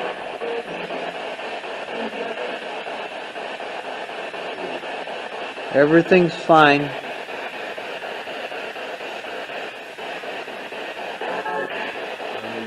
Okay?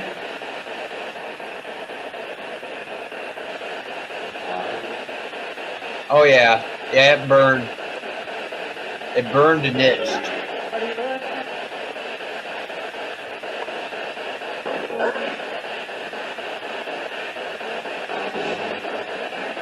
You still here, Norman? But I'm good with that. You know, if something was trying to scratch me to hurt me, they'd stop doing it because I'd be thanking them, telling them how much I love them.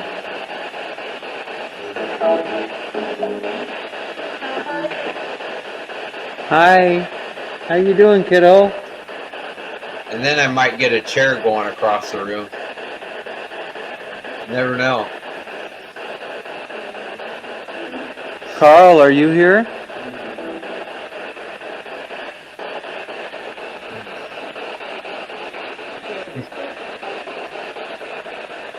The principal?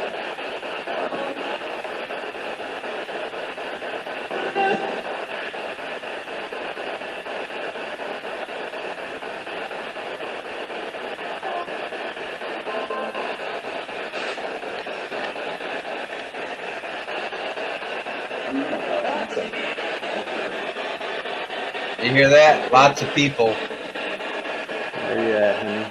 See, what happened is we had like there's probably 30 or 40 people in that building at that time. And me and Greg deliberately stayed behind all of them. Well, the spirit, I can't say they're angry or anything, but they're a little like, all these people. And so they all went up into the far corner of the building on the third floor to hang out with me and Greg. And I knew that's what was going to happen, before it even started, is that we were going to get all the energies of that building all into that one room because they're trying to avoid everybody else. And so, because there's just too many people in there at one time, they're not used to it there, and so, but yeah, so this was the very first time me and Greg was ever in a room at the same time. And once it gets all edited, I'm just curious. You're gonna.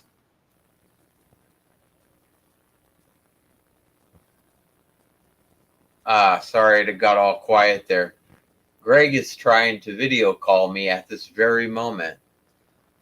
I'm gonna hold on one second. I'm gonna answer it. Hey, Greg. Hey, Are you watching online? I'm trying. Oh, okay. Well, I'm live. Let me in. All right. Oh, all right. I'm going to bring Greg on, everybody. You got on there. Huh? You have on there. Oh, I'm just going through videos, and I'm talking about this new show I plan on starting and everything. Hold on one second. Let me. All right. You should have a invite into a link. We'll go ahead and hang up here. Okay. Okay.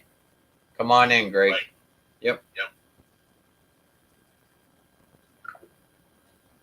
All right, ladies and gentlemen. What are you doing? Mr. Greg Koss has entered the building. We got ready. Carol and Linda here, and Anthony was here. Oh, really? George had to leave. He was here. George and What's your idea? well, I'm going to start a podcast on Tuesday nights, and I'm gonna solve cold cases. Oh, good. Yeah, and that's what I was. Good. I was just showing everybody the video. I'm showing several videos tonight just to do it. This is the end of the video where it was me and you for the first time in that third floor. To lift up my coat. Right here. And here's where she's describing a red patch. Ah.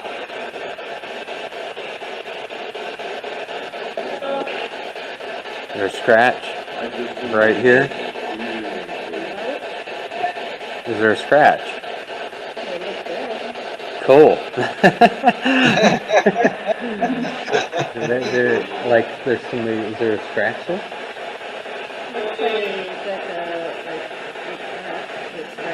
Hi, Carol. All right.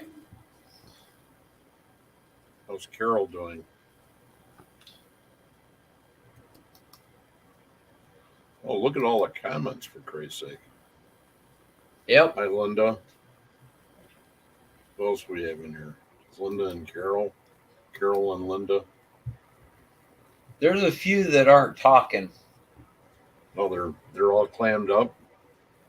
Yeah. They're probably your cold case people. I know Brian was in here. Lafferty. And yep. That's good. And George and there's quite That's a a few miracle. people. You and Greg in the same room. Oh yeah.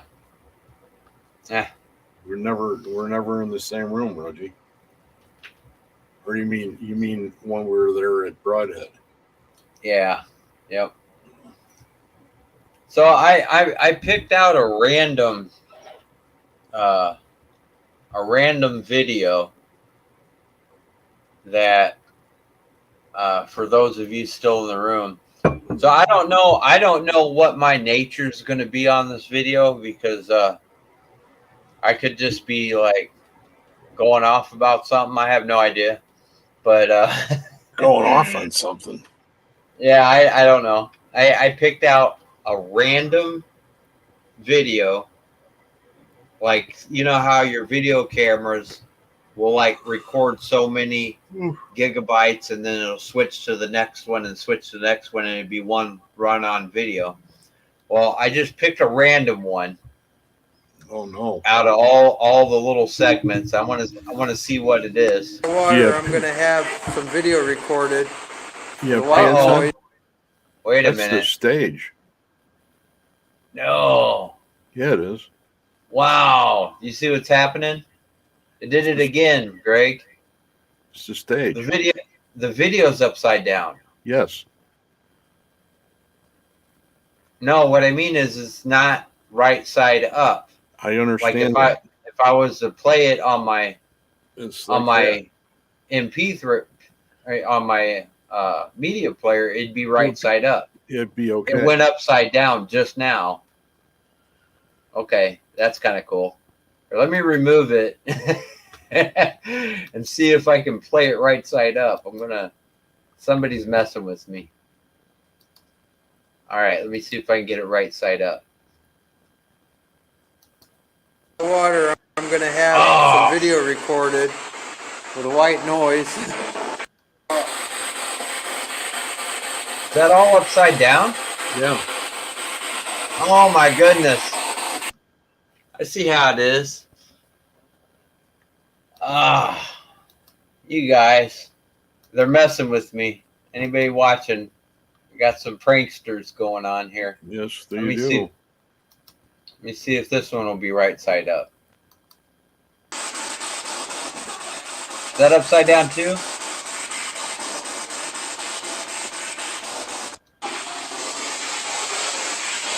Yeah, it looks like it. Whoa! Now that's some paranormal stuff right there. Live, coming to you from Wisconsin. None of these are upside down until right now. I guess they don't want me to be showing them No. anything. But I'm gonna do it Carol anyway. says she's doing great. I now have a son. My daughter is married. Yay! Good for you, Carol. Congratulations to your daughter, your new son-in-law. Oh yeah, very cool. Hope he's great for you. Man, That's awesome. why is all this stuff upside down? Where's Randy It's- Alston at? Do you know who she is? Who? Randy Alston? Alston? I don't know. R Where are you reading that? Linda Judd said it up almost towards the top, about maybe 1, 2, 3, 4, 5, 6 down. No, it's the third down right now. But actually, it's not because it's way down towards the bottom. There's George. There's Brian. Oh, That's what I don't know why Linda Judd wasn't at Broadhead. what is that, Linda? Broadhurst? Broadhead. Bratwurst? I don't know. I would have ended in the wrong place. Yes, you would have. Still can't remember it. It's Broadhead. Brodhead. Water, I'm gonna have some video. Man, Broadhead, Wisconsin. I'm still trying. It's showing right side up until I hit play. Somebody doesn't like you, Reggie. How cool is that? Yep. That's like And really cool. Carol Garcia, that's Brodhead. Recorded with a white noise. Still doing it. You guys know how bullheaded I am, right? I wanted to come. I just wanted to stop by and say hello to all of these wonderful people and see what my partner was up to. Lord only knows he's setting the room on fire pretty soon. If he doesn't get that video to go ahead and go right side up pretty soon, he's probably going to set it on fire. Oh man. To try something. What is this? Carol Garcia says, what is it? Oh, spelled it wrong too. Flances instead of finances? Wrong. Man, country. you're reading like from an hour ago, Greg. I know. I know. I'm looking at this stuff and I'm trying to figure out what's going on. You know me. Linda Judge says, yes, you should know Broadhead. I wing it. I'm just winging everything. Oh boy. It doesn't make any difference if you spell it wrong or not. We know what it means. I just was going ahead and putting it on the map in case somebody wanted to look it up. It'd be a lot easier to find if it was spelled correctly. Make you get there faster. Hey, I'll tell you what, this will take you guys back in time a little bit. You remember me and Greg's first show? For those that don't remember, our very first show That was a long time ago, Reggie. was the first week of January. We're on like the 18th episode coming up here in 2 days. Yeah. This is the video I made from the first show. I'm going to go ahead and play it because it's very cool. And it was from the very first episode of Perfectly Normal Paranormal Communications. And if I'm not here when you guys get done watching this, I have retired for the evening. Once this goes off. Wanted to say hi. Saw some lovely people. If you guys could give me your first or your last names. Riordan. Hi, how are you doing? Riordan.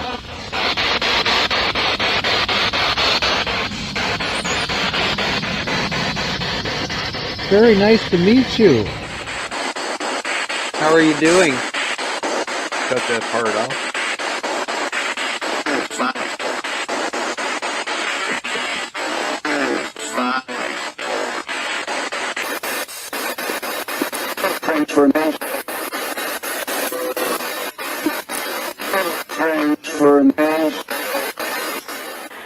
Ernest and Helen Nerlich.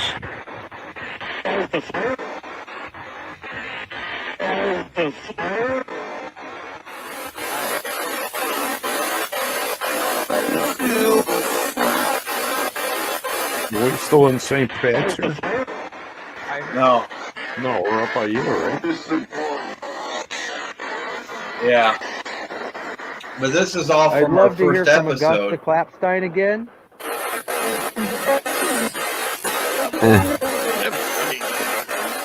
Yep, order. And Herman.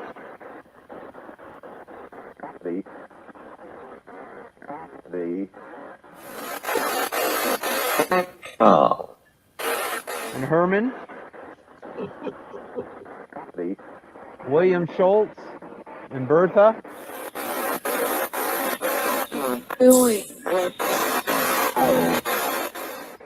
John Wakerhauser.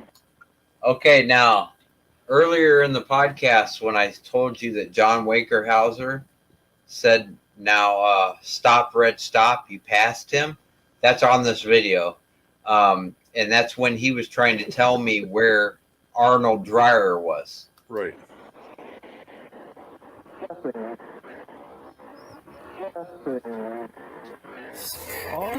Right here. Okay. I love you with all my heart. Me too.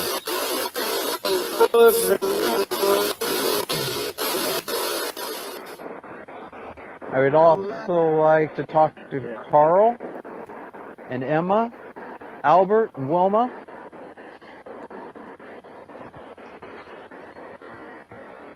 You guys are amazing.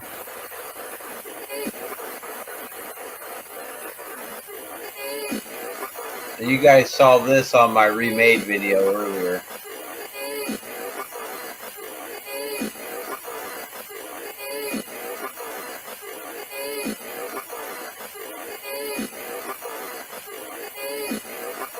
Wait for me. You can step to the front of the room, please.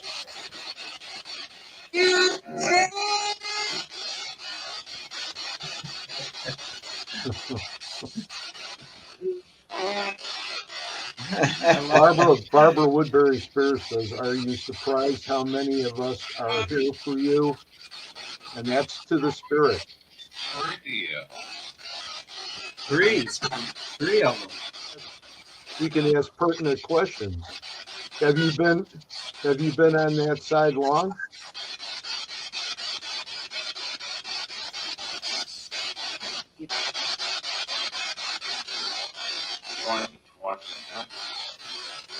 Wow. Wow. Is there anything we can help you with? I just heard a male voice. Can we help you?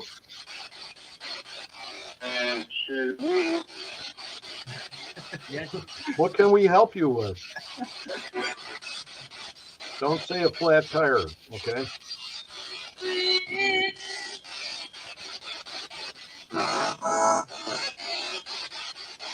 It'd be an afterburner in their case. Yep. That's okay. That's okay if we're a little funny, isn't it? I love it how he goes You got a few doubtful. from St. Michael's too, right? I'm assuming. Yeah. Okay. Oh. Yeah, that cemetery's coming on in. If Albert and Wilma Rhoda are not here, can you go grab them for me? I want Albert and Wilma Rhoda. I'm going to find out if Good night, Wilma will Linda. be willing to play live for a second, Yeah, I'm if gonna you don't go. mind. Go ahead. I'm gonna go to sleep too. Side by side. For different years. This has got to be. This is too good. I gotta listen to this. God, jeez Louise.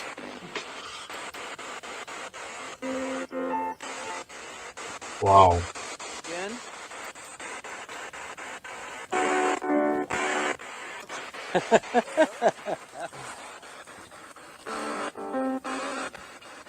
No, thank you. All right, I'm calling on Albert Roeder and Wilma Roeder.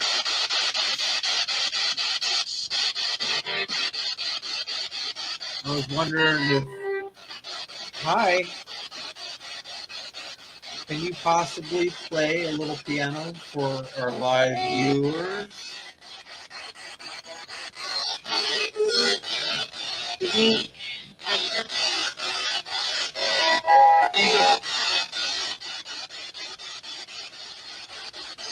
Holy crap.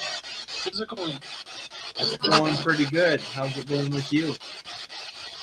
Can you ask that question about for Angela? Go back to live there in your room, because Angela Boley has a question. If the friends are still here, Angela wants to know, if you get a chance, please remember to ask what they would like me to do. My next painting should be about. I love this. I absolutely Is love there it. anyone in here that would like a picture painted? Or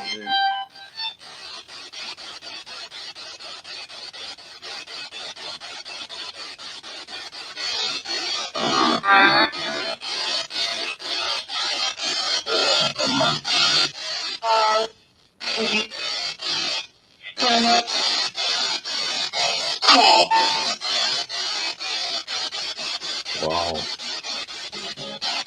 I just heard a lady's voice. Yeah.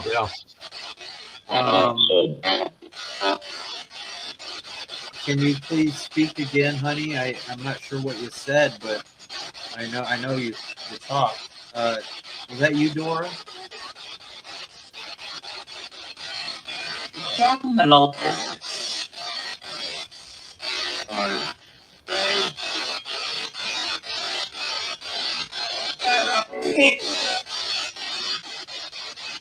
Yeah, I love that. That's the same one. Yeah, it's so awesome, Greg.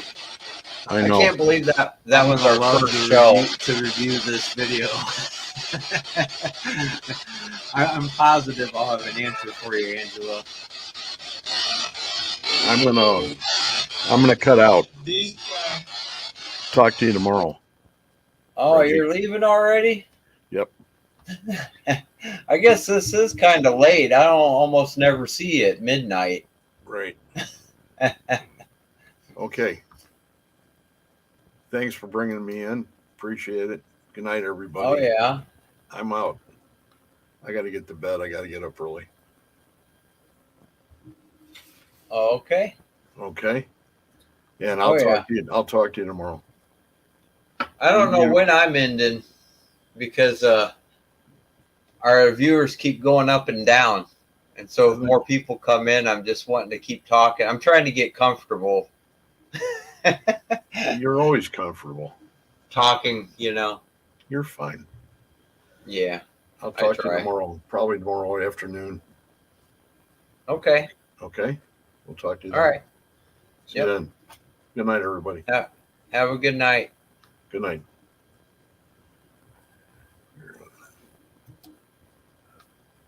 Oh, I got to remove. Oh, okay. There we go. All right. So how many do I still have here with me? Let's see, Linda went to bed. And Carol must still be here. Yeah, that's night owls. Huh. I know I am.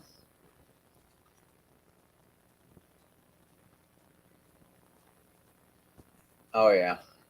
Oh, yeah. Looking for another video. If I have. Okay, some of you have seen like reference to my guide Prime. And the reason why I call him Prime is because he sounds like Optimus Prime. And what he does, if you were in here for this last video, when he said, I'll take it from here, and then she came through perfectly clear, he's like my, I don't know, maybe a tech specialist of some sort. He's from the Orion star system. He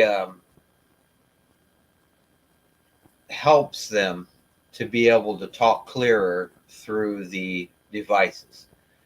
And here's a video as I'm going at the cemetery you guys are always seeing me at in these videos. You hear one guide say this feels good, one guide say I agree, and then Prime says what he is doing. And I mean, you'll know why I gave him the name Prime listening to him right here.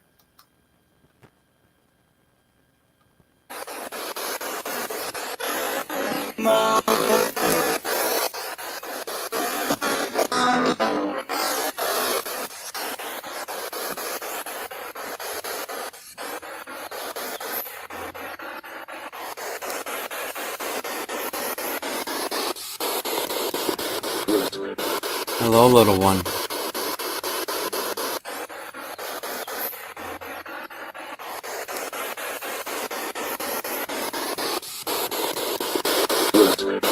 Hello, little one.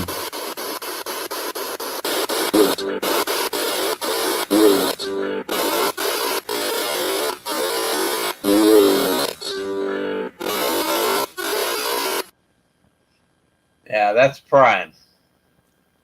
And you'll hear that a lot. In the piano one, when I'm turning next to the stone and you can hear the piano, you hear like a really distorted like computer sound. That's him talking in that video, but I don't caption what he's saying because that video is about Wilma, you know. But yeah, that was him in the background talking during that. I'm gonna look and see if there's another guide one. Now, part of the thing that of what I do, and again, this is going to be based on cold cases on this new show coming out.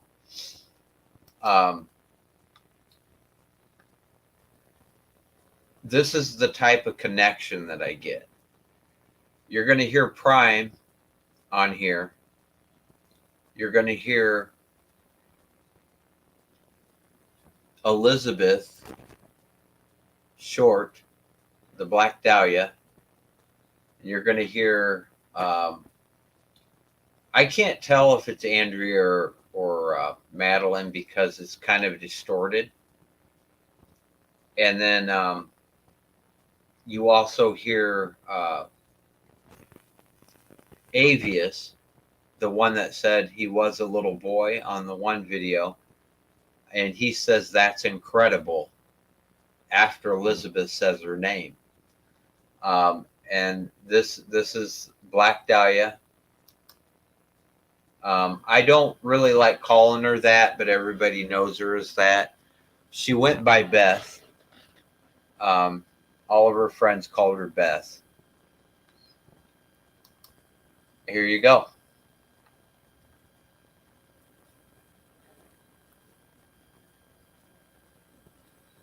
Oh, I'll see if I can find that one. The Ghostbusters one. I'll see if I can find it. Born July 29th, 1924. Disappeared on January 9th, 1947, and was found passed away January 15th, 1947, at the age of 22.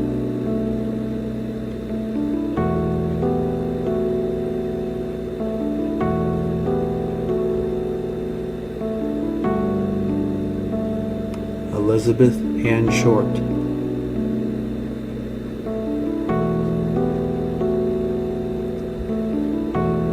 Can you please come forward and talk to me a minute?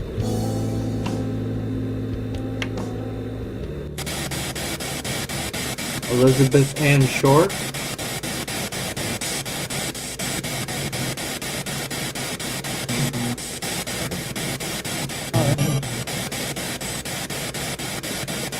Can you say your name for me? Isabel? Thank you, honey.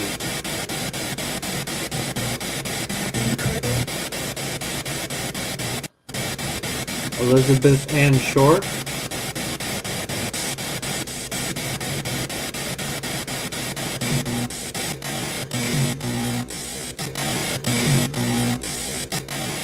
That's Beth. That's Prime.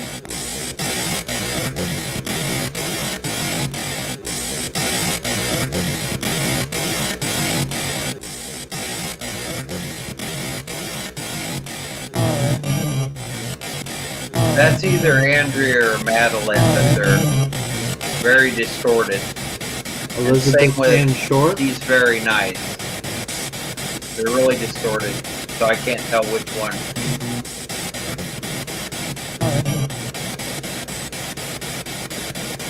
Can you say your name for me?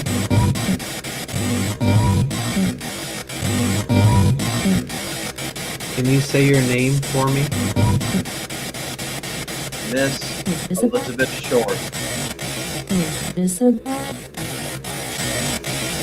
Isabel? Can you say your name for me? Isabel? And that's incredible. Thank you, Davies.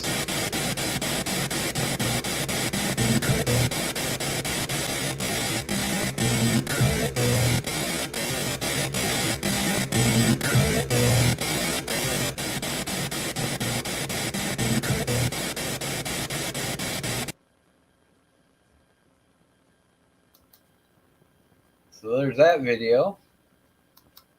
But yeah, when it comes to those cold cases, I think that they would be interesting to do on the show as well. But the odds of being able to actually solve it when it comes to justice being done, it's like everybody's passed away, you know, from that time frame. And so it's a very it would be a very difficult one to actually solve, like literally solve.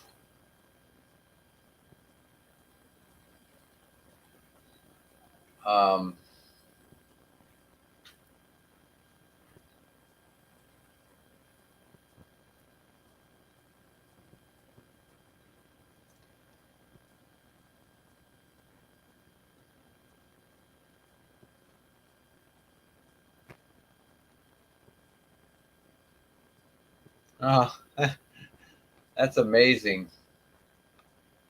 That's amazing, Carol. Anybody here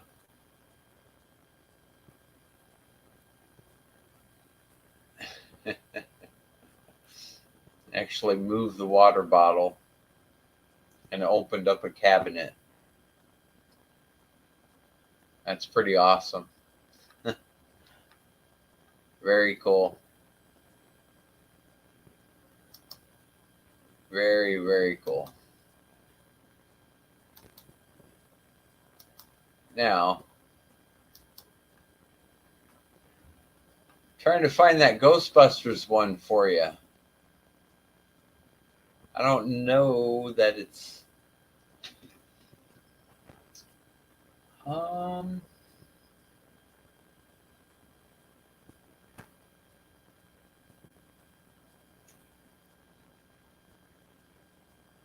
oh, okay. Here we go. Here you go.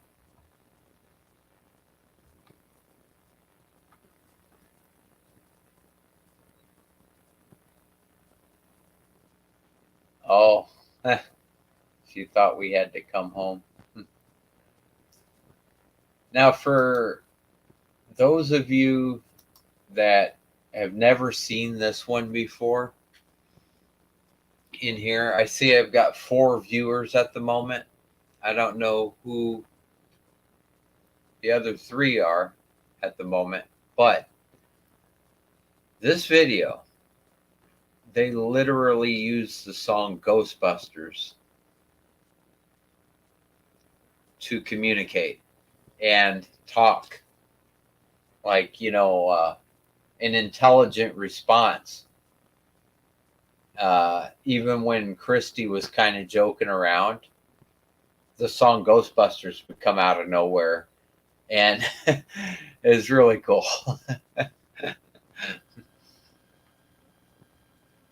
Oh, Randy. Hi. Or Rondi? Is that how I'm pronouncing it correctly? It's nice to meet you, if I haven't. I'm getting ready to show this really awesome video. And it really is it's so cool, the amount of communication. You're going to hear Andrea, Madeline, Avius, all of my guides. This was at my sister's house.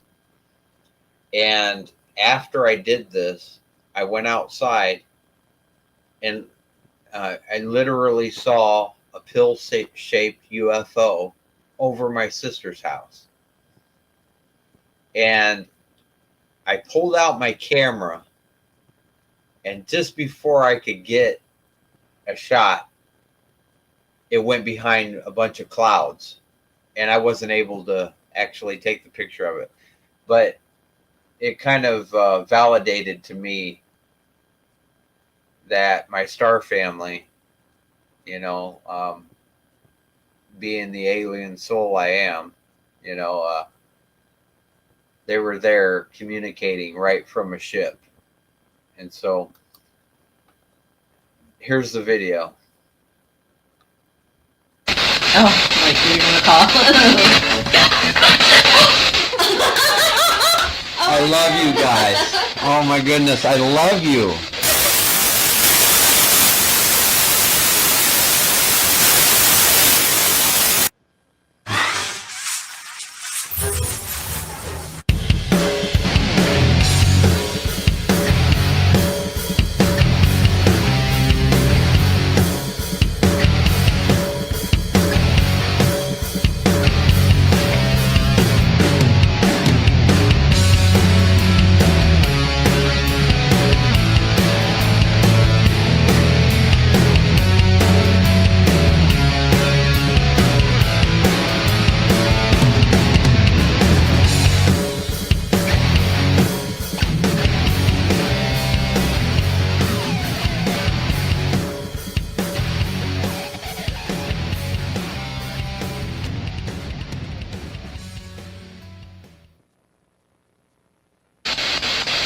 He's ready to hit you.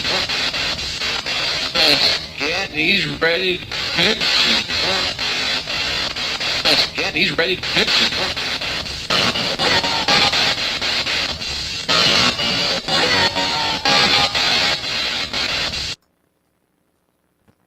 A little story behind that. My sister was uncomfortable with something that was going on in her house. And I kind of consider myself I don't know how to put it, like a walking exorcist. And when I come in, she wanted me to either figure out who it was or have them removed. And they went after the negative one. And that's what you're hearing right here. As soon as I walked in and started doing this, that's what he meant. This cat is ready to pick you up. That was one of my guides.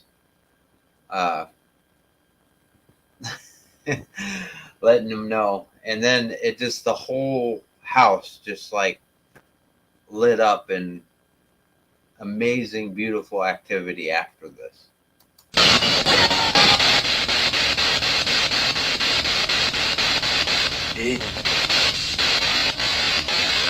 Hey.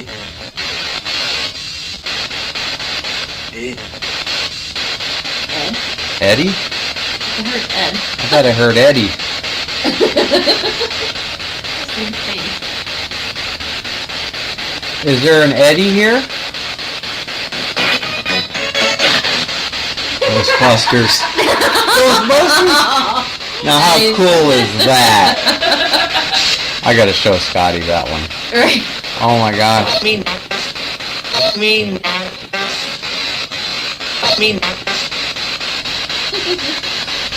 That was so cool.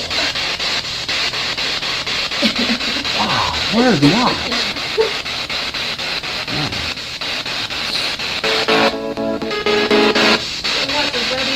They're needed. They're needed. They're needed. They're needed?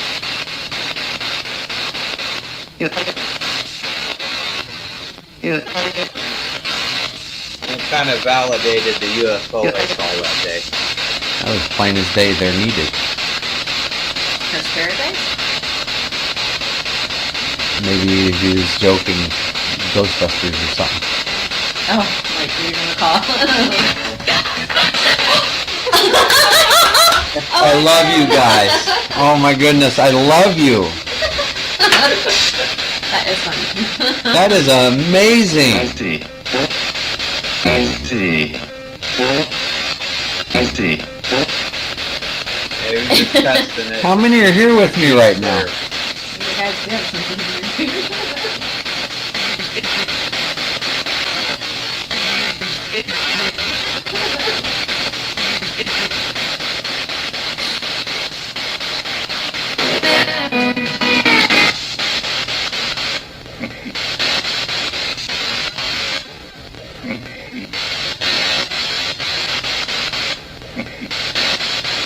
Somebody giggled. Somebody giggled.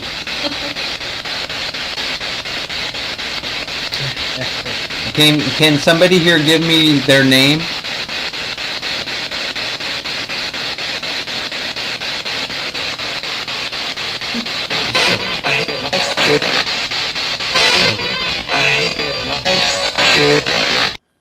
That guy right there, that soul right there, is the one that sings. He's the singing spirit that you guys have probably seen a video of here and there.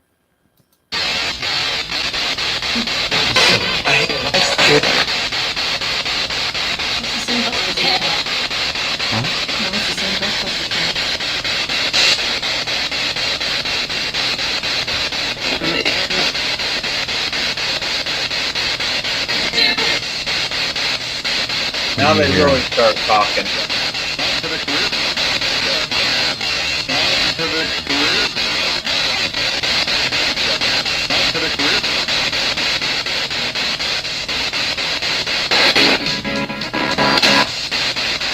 Now he's Vader, that's all.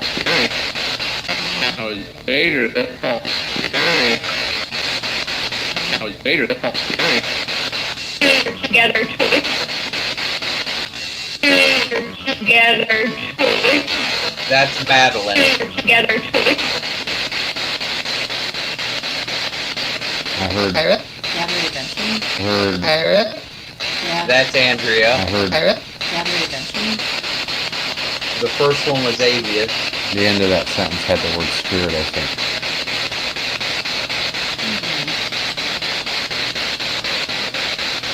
How many are here with me right now?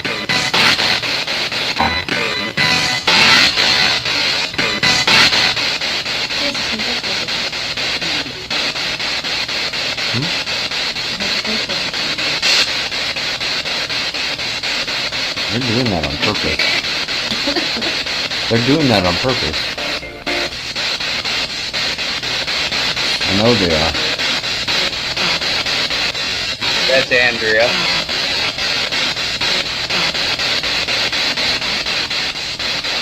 And then she says, And 30, 40 years, 30, 40 years later, the odds of a radio "Don't fear or give off," is Andrea. and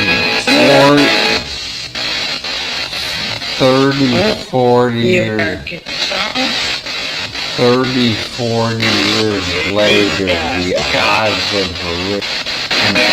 and 30, 40 years 30, 40 years later, the odds of a radio station playing And then she Ghostbusters says, at this Andrea precise says, moment, caught a signal.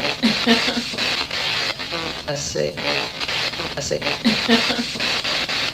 there's no I love one this in a part billion right here. shot. Right here. How many are here with us right now?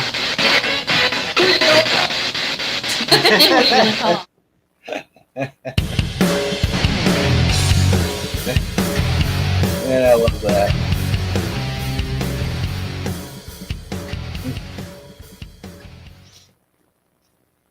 Yeah, it's pretty cool, Carol. Never get tired of listening to that one.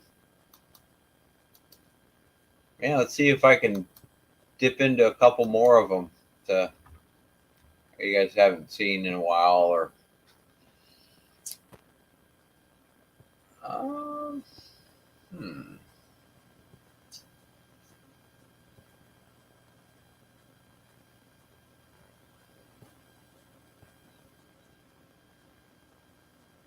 here's one that happened during an episode of, oh, you're welcome, Carol. During an episode of Dark Horse Paranormal, they were calling on Elizabeth Borden,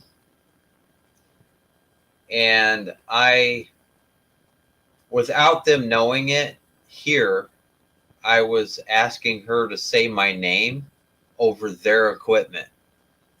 Now, mind you, they're 1,100 miles from here, and she actually did it, and I was just like so cool. And luckily, because of all the activity around me, I have a security system, like security cameras in here, with night vision and everything. And so I actually dubbed in the security camera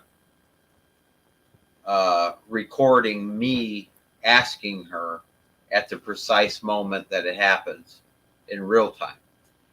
And on the security cam footage, you can hear the volume of the show from my computer in order to, it kind of validates what I'm saying.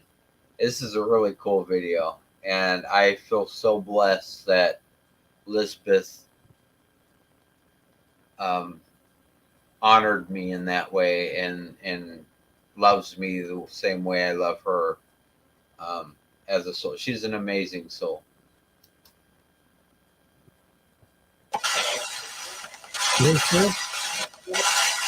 What was the house you and Phil are living in?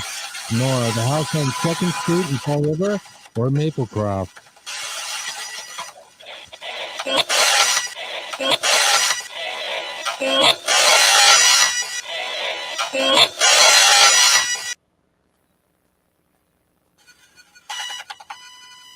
We like to set the record straight.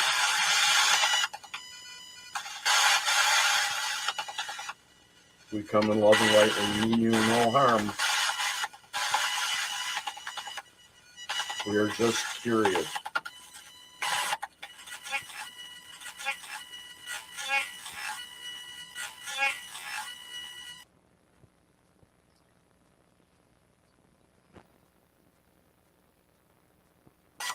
Can you tell us? I know you've been asked this a lot. But who did it? Did they say the right?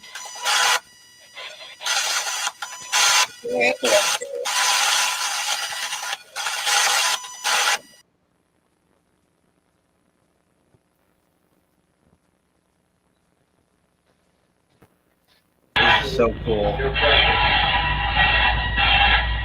Hey, honey. Can you have Miss Elizabeth say my name through the top so they can hear it? That'd be really cool.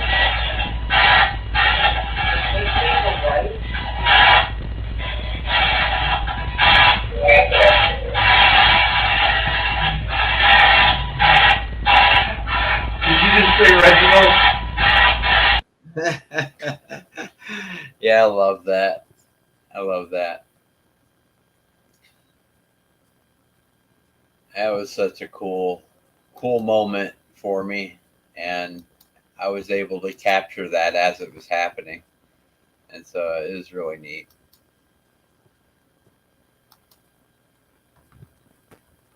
Man, Carol, we're a couple of night owls, huh?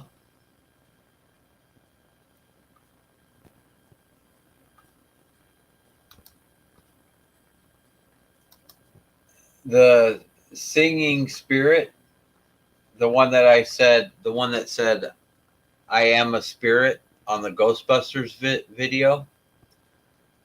This is him. And I put in the section where, and he's got a beautiful voice.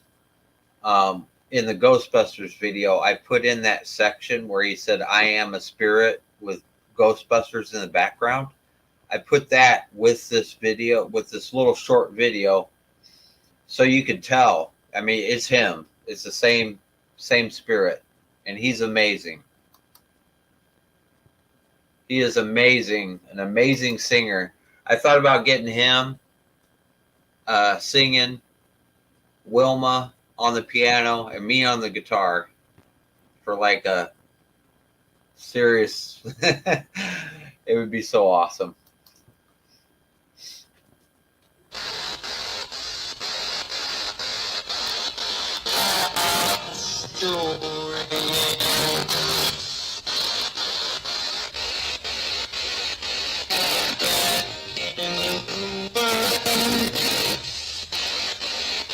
And then here's him on the Ghostbusters. It's the same soul singing.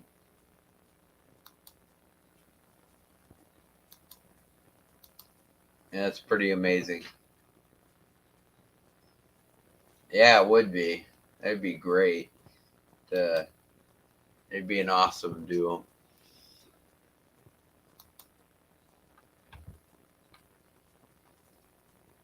Okay, let me see. What should I put in here?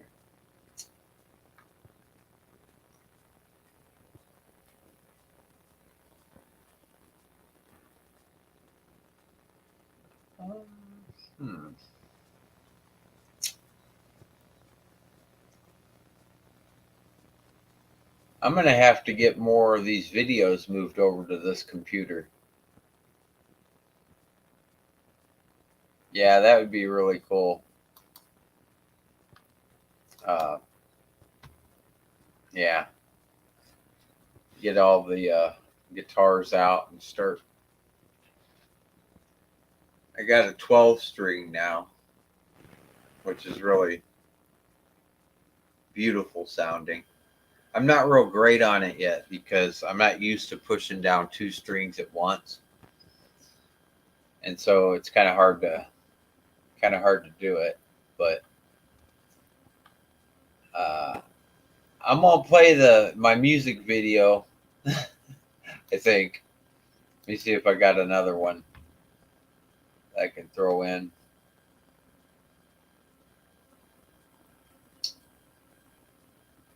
Yeah, I haven't moved half the videos I have over to show anybody. Yeah. In a sense. I didn't technically teach myself. I started out at the age of 9 on the violin. And I went from 9 to 15 playing the violin.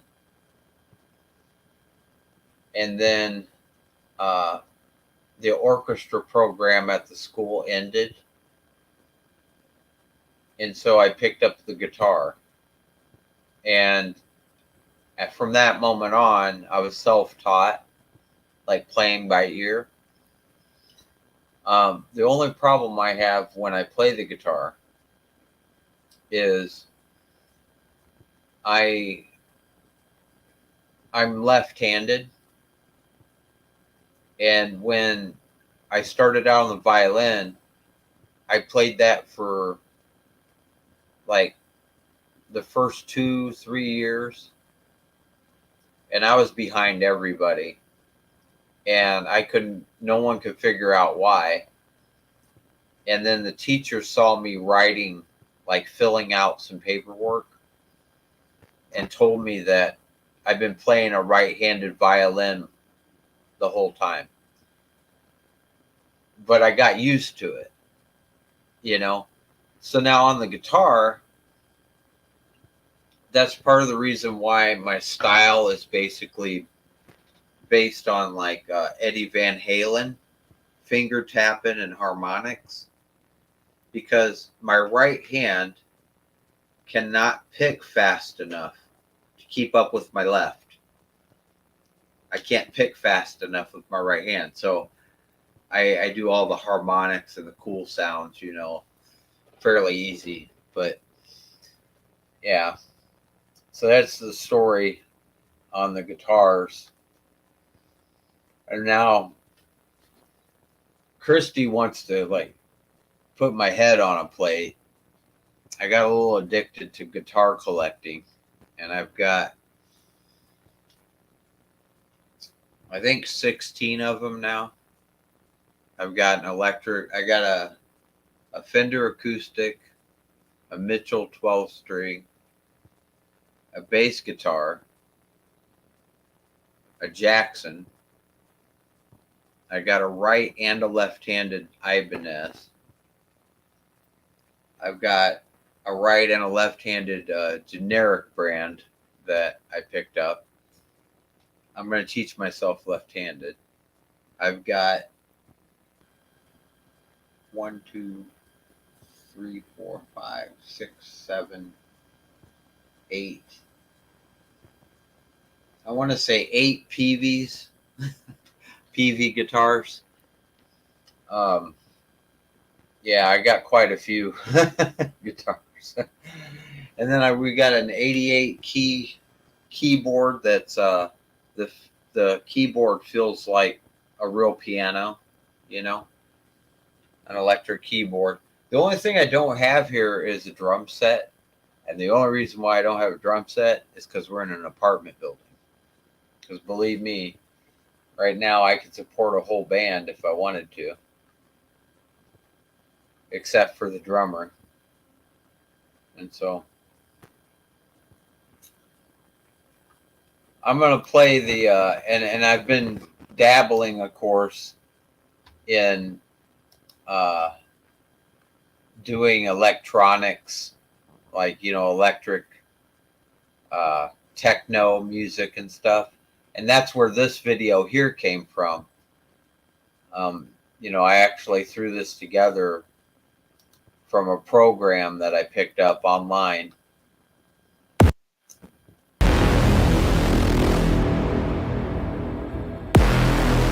so I plan on mixing this kind of music with metal somehow.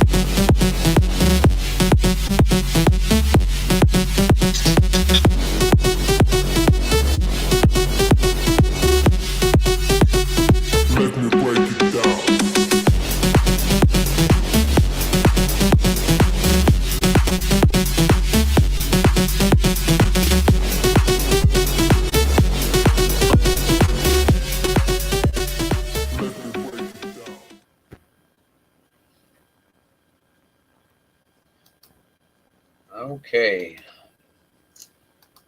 Now, when you ask that, have you ever talked about your beginning into all this with your star family?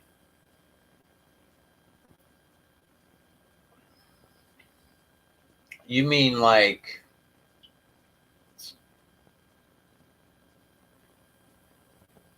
how everything started with me, like in my awakening? Is that what you're referring to?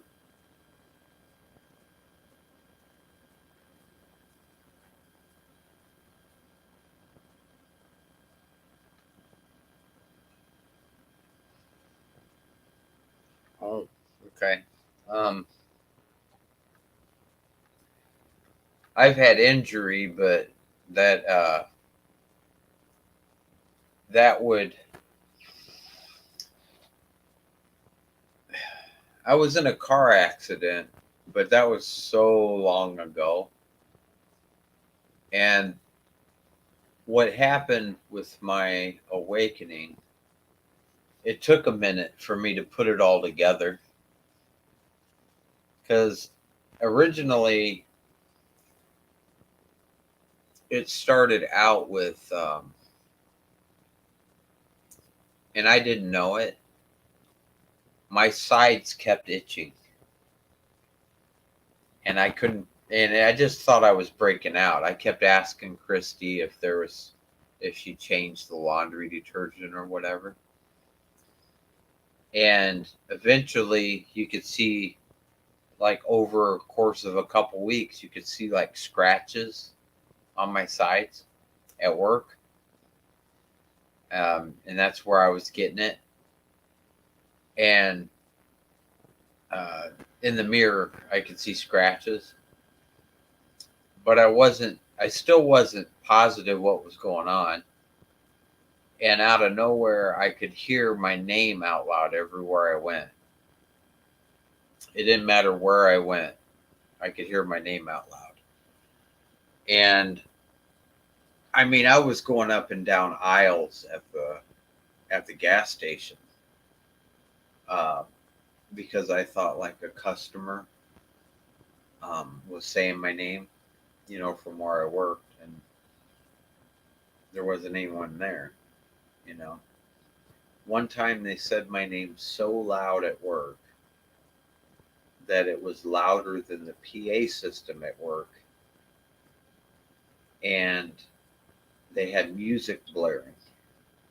It was so loud that I actually walked up to the bar to ask the manager if he was yelling for me. And then I went to all the customers and asked if they yelled for me. And nobody did. And I could hear my name out loud all the time. And then the light bulb box fell at work. And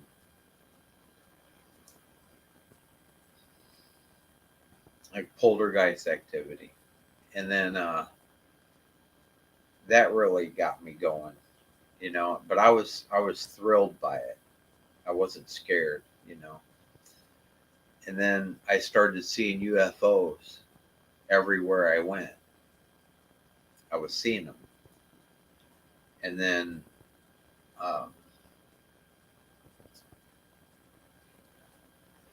at the bowling alley I was working for,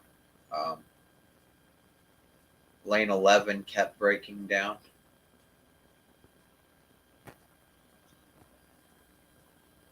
And on the 11 and a cat, okay, them talking about 11 there being with me, and then a lane 11 kept breaking down. And when I went to fix lane 11, it was the light, and it kept on shutting off. I fixed it. The next day, something else broke on 11. And when I was behind lane 11 to repair it, I heard my name behind me, and I turned around and I saw a black image, an apparition or shadow figure, whatever you want to call it, take off running. And a white orb or energy came down from the ceiling after him. And I looked it up, and it dawned on me, on my arm, there's a scar. And this happened in 2008 or 7. I think it was 2007. And then in 2008, this other scar on my arm showed up without a cut. And it formed the number 11 on my arm. 11 years later, I'm having my awakening. I don't believe in coincidences, you know. As soon as this all dawned on me, Lane 11 stopped breaking down completely. The next year and a half or 2 years until the pandemic, when the bowling alley closed, the machine never broke down. And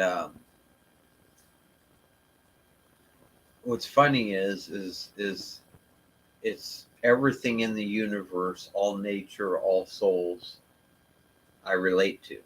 Nature, birds, anything white noise.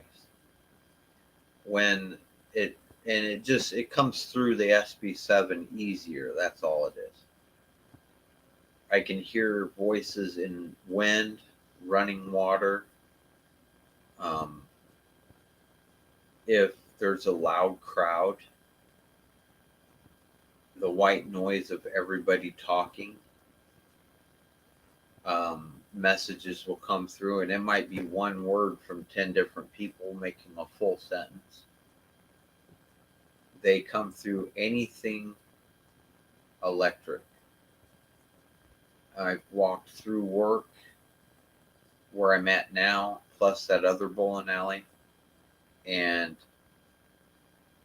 I can hear the music start to flutter in the PA, and they're trying to talk to me through it.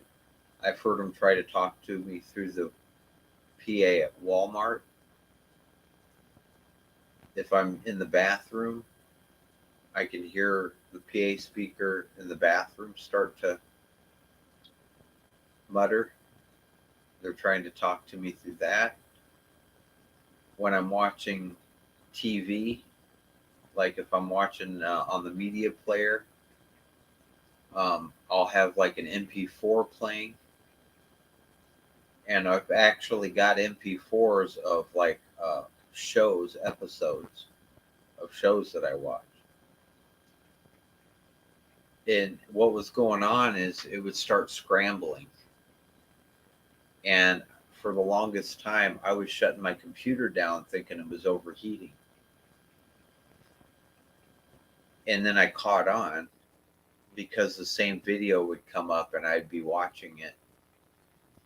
And they're actually changing the MP4 to add words to it to send me a message. I mean, it's the coolest thing ever. I have a couple of the shows memorized, which ones they did it to. And it's really neat how they did it. It's like the movie Poltergeist, where the person, you can hear them through the TV and see them and all that. That's like that's what I'm blessed with, that kind of communication. So when I have an SB7 on, it's meant for that. So it makes it so much easier for them to just start talking to me. The nature that I was telling you about, during the spring and summer, I can't go outside without a male and or a female cardinal landing within 100 feet of me. And they'll come up onto the balcony, onto the banister next to me.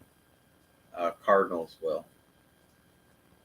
And what's funny about it is this other bowling alley I was just talking about. Okay, the one I'm at now, that I've been at since 2015, I had a customer walk up randomly. Had a customer. And they asked me if I knew anything about bowling. And I thought I was going to give them a bowling lesson, but they're really talking about, hey, can you come run this bowling alley, work this bowling center? And then I ended up there. And I was there and at the one I'm at now also, because I stayed there one day or two a week to keep me on the payroll. Okay, so this bowling center where I had the majority of my awakening happen at, with the light bulb box and everything, okay? Before they bought it and called it Fast Lanes, it was called the Cardinal Inn. What? Yeah, it was called the Cardinal Inn. And so the universe just like totally,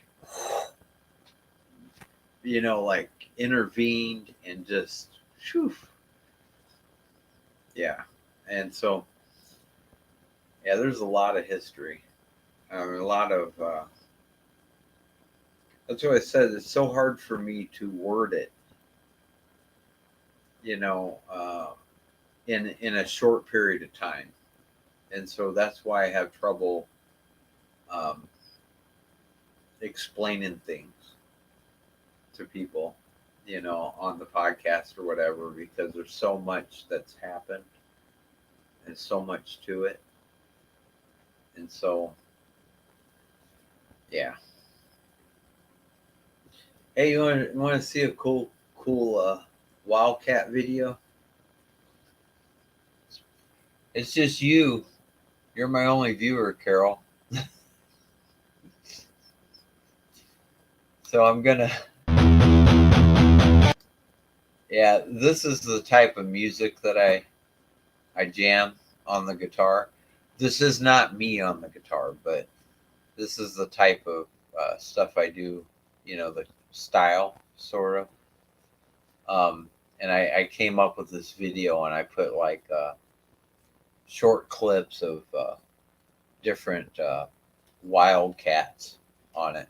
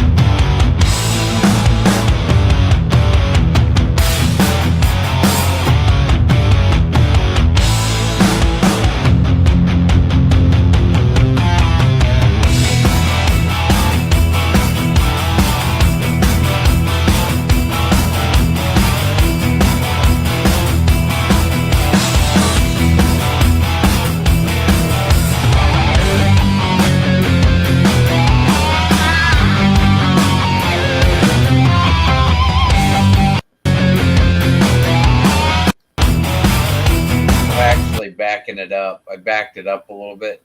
You know how cool it would be to own a snow leopard? Oh my God, they're so beautiful. I love that cat right there. A snow leopard would be the greatest. If you could have a wildcat, a snow leopard, or a white tiger, you know. But yeah, that snow leopard's so beautiful.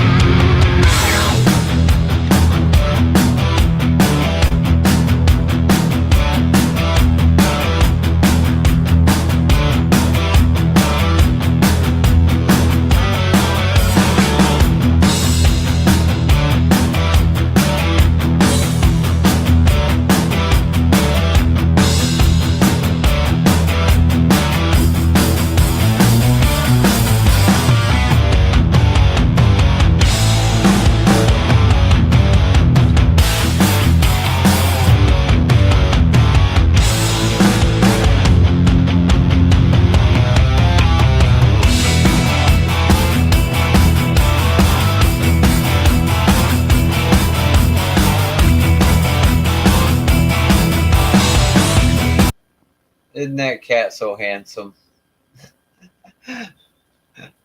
I love it. Oh my gosh. I just want to reach out and pet that cat right there. So beautiful.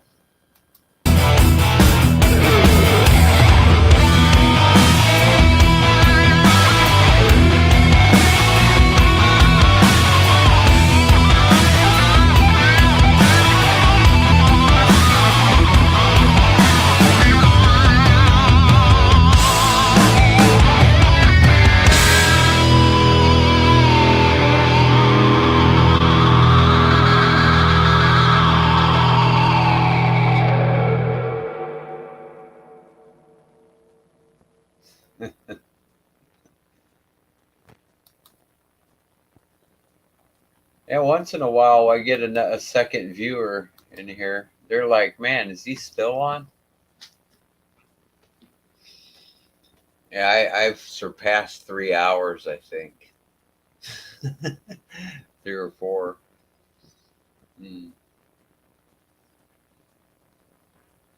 Oh, yeah. Ours is just laying down. That Skeeter, the one from the video, 11 and a cat, it said Skeeter 18 years young. He is going to be 20 in August. And so he's getting up there. I told him he's going to have to do what I'm doing. I plan on breaking the world record for the oldest human. And he's going to have to break the world record for the oldest cat. So he's got another 20 years to go.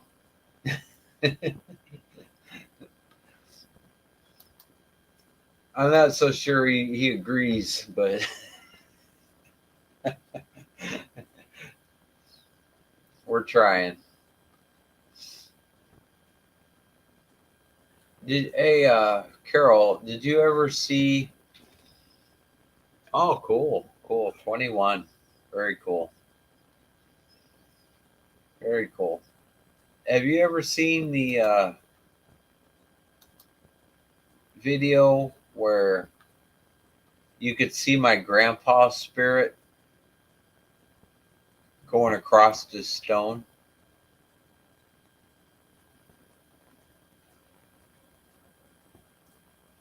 I'm not sure if you've ever seen that one or not. I don't know. But it's very cool. And I'll go ahead and show that so you can see it. If you look really close, what the story is here. It was so windy, and this was taken the day before the Ghostbusters one. When I was in Illinois, I went to go to my grandpa's site in the cemetery, and it was so windy that I couldn't hardly hear anything in real time. And because of that, my grandpa reached out to me visually. And it's remarkable. He did it 3 times. He came across, and you can see it's in dark energy form, go across the grave, the headstone. He knocked on his name to try and show me it was him, and he either hit it or he stomped on his stone, and you can see the 2 spots where he hit it, and you can hear it in the white noise as well. And it's so cool. And here it is. If you haven't seen it, here it is. Tell me what you think.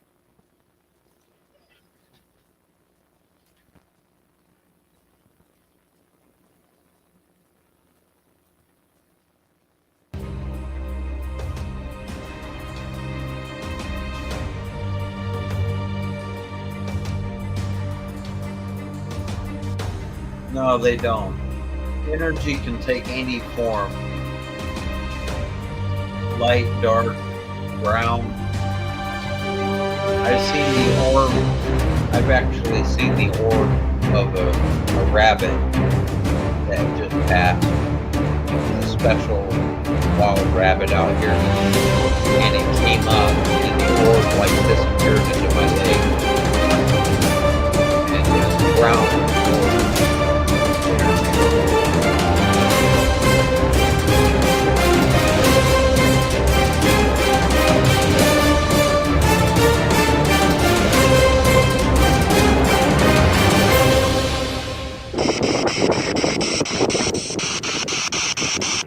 Can you please bring Walter C. Dykeman, my grandpa?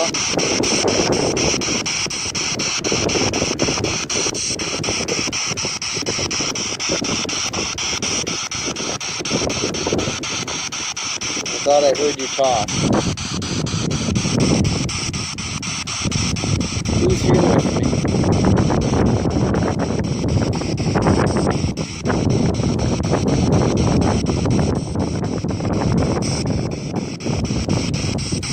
Can you use this device to tell me who's here with me right now?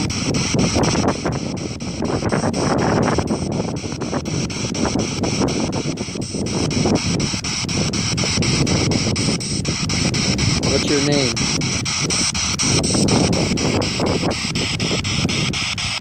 What's your name?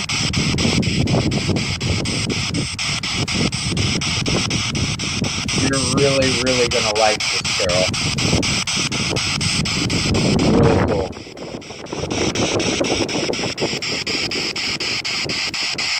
Use this device to tell me what your name is.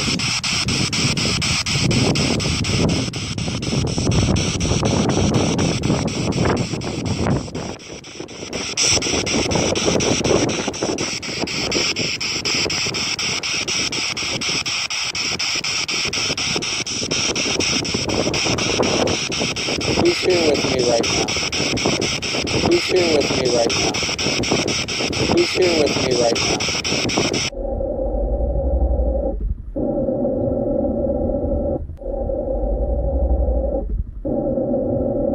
Who's here with me right now?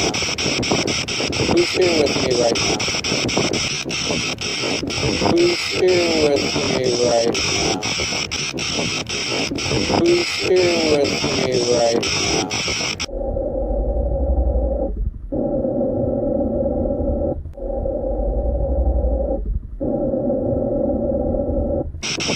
Who's here with me right now?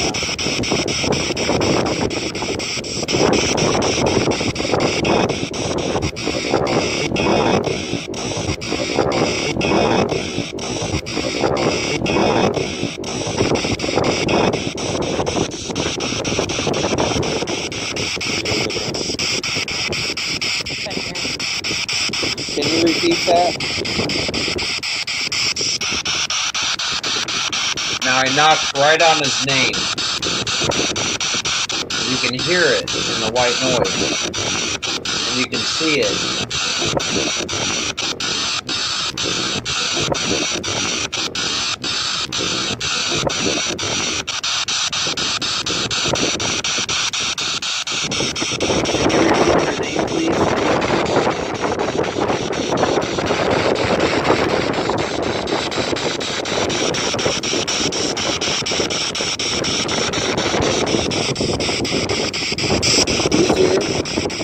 Now right here, where the circles are, he hits the stone.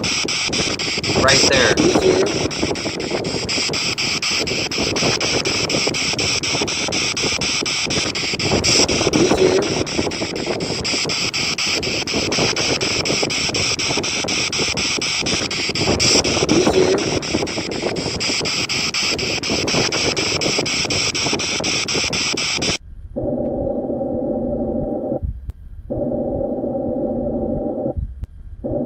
So you can even hear it in the low bass of it slowed down.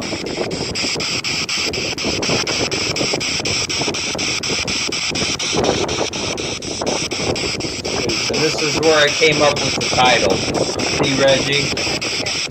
Oh, hey, Grandpa. Right here.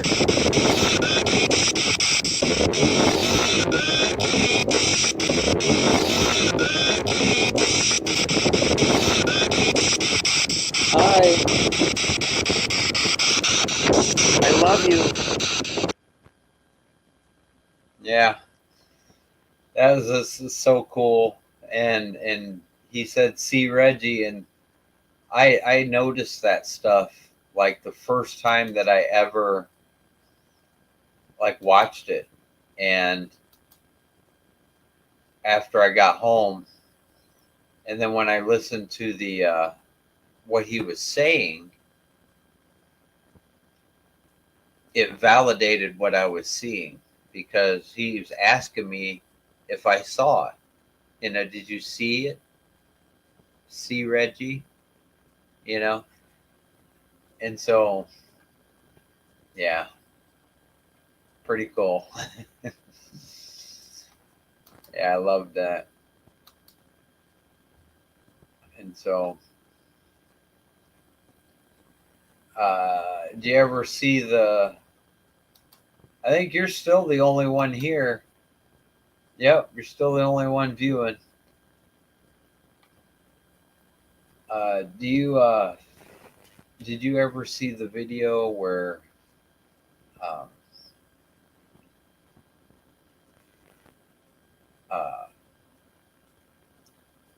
I was putting all the, you know, that cemetery where Wilma and Augusta, and you know that cemetery I have all the videos in.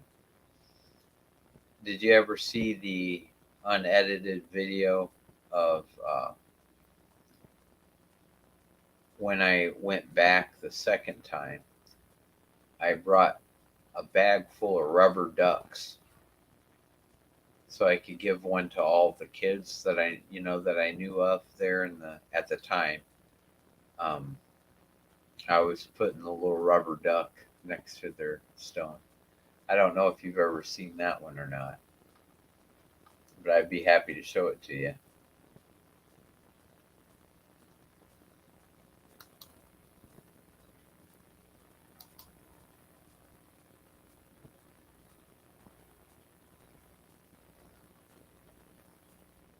Yeah, I always thought about doing that with water. To be honest with you, I've never tried it, but I thought about doing that a couple times.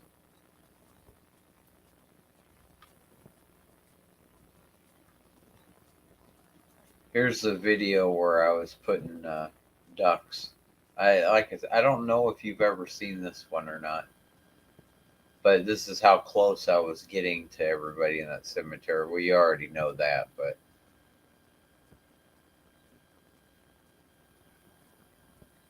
yeah, I think it'd be, I still haven't tried it yet. I want to do that with the water, for sure. For sure.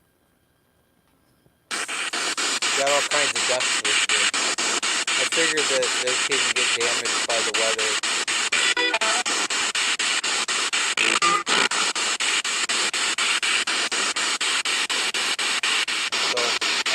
Verna a duck. We're gonna give Verna this duck.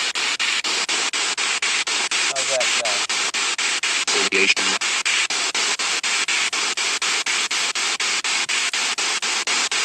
We want her to have one. Hopefully they won't blow this stuff away here.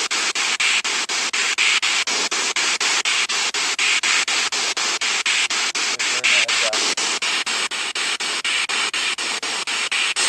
Is Verna here? I mean, in spirit, is she here?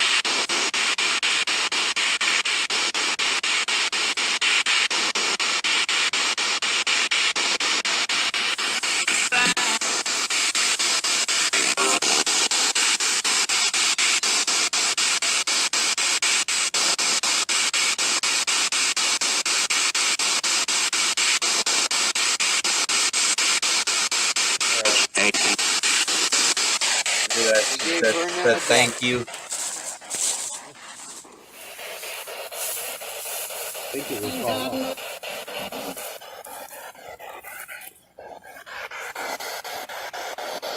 I think the wind would just take it right off. This is the stone of Emma, Pauline, and Carl. All three of their names are on that same stone. This is Albert and Wilma Roeder's 3 children. Emma and Pauline passed away February 26, 1881. The daughters, Emma and Pauline, passed away on the same day. And then Carl passed away like 5 days later. They lost all 3 of their kids within a week's time in 1881. Carl was 11, Emma was 3, and Pauline was 4. Thank you. These cute little ducks.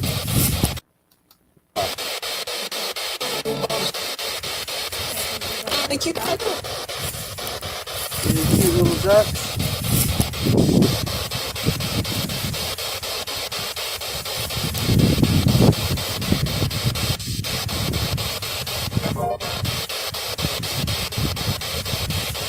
Trying to decide which ducks. You love them?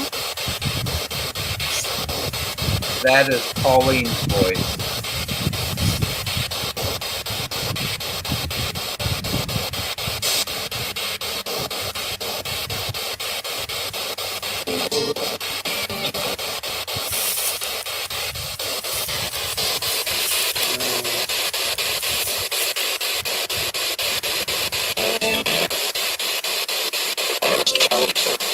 We give this one to Emma. This is for Emma. This one we give to Carl. Now I know he was 11 years old, but he's got like a rubber duck. So I'm not positive. this is for you, Carl. It was either You're welcome. influenza or tuberculosis, I think. I never really got a clear answer on that, to be honest. I never got a clear answer. Pauline, we're going to give you a little duck that's like a bear. Is that okay? Does it sound good? Trying to figure out where to put them though for you guys. 'Cause I'm afraid they're just going to end up blowing away. I don't want them to. I don't want them to blow away. I don't want the... Well, it's got to be where they can see it. I just hope those guys in the yard and stuff can see it.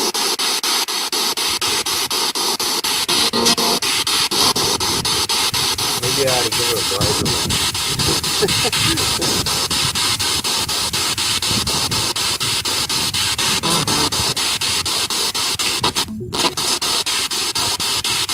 Well, this one here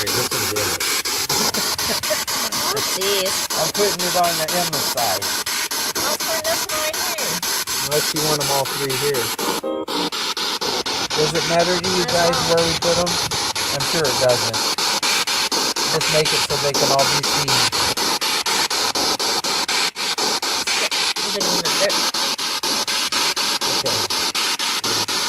So, we got Carl, we got Pauline with this duck, and we've got Emma. An orange duck. Did you say orange duck? I got one of those too.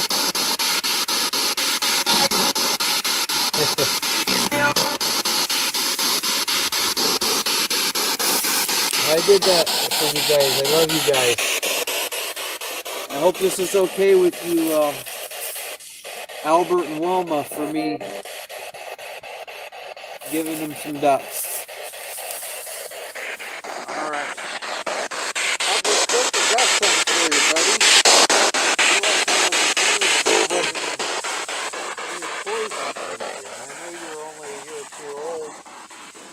I'm going to give you a blue duck. Put it somewhere here safe for you.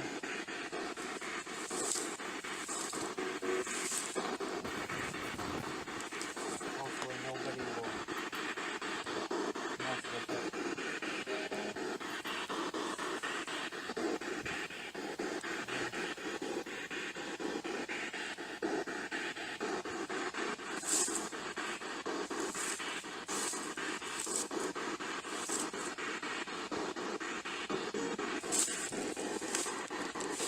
Got you a blue duck.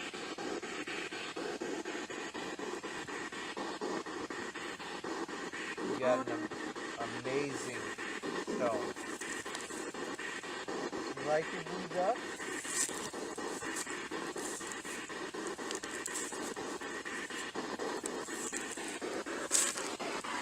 Thought I heard blue duck. Yeah, quite a few of them did. He was he just said blue duck. He was a year and 2 months old. All right, Otto. I think Albert, I'm gonna give you a duck. this was a year and 2 months. I'm gonna give you a duck too. I'm gonna give everybody This a duck. is Otto Westfall Okay. right here. What do you think of this duck, Otto?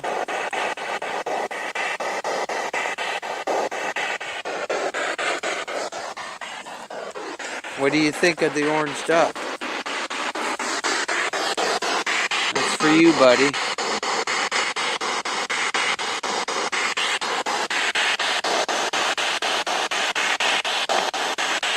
I love you, Otto.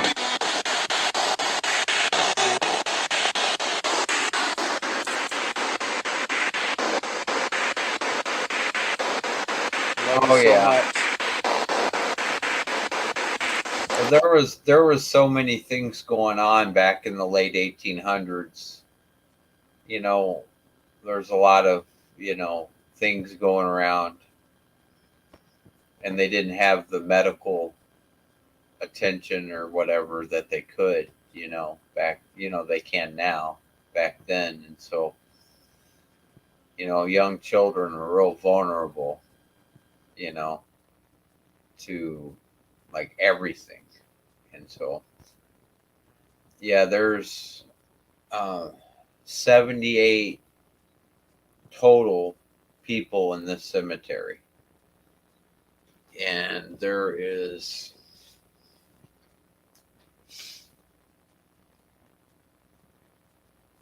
Verna. The children are Verna,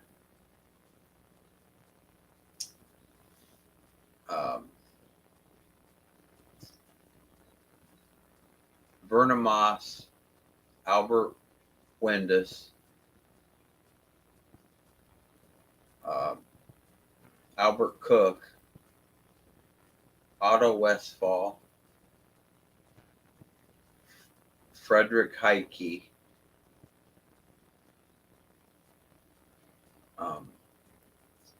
I'm not sure how young the three that are by Frederick and Augusta Malish.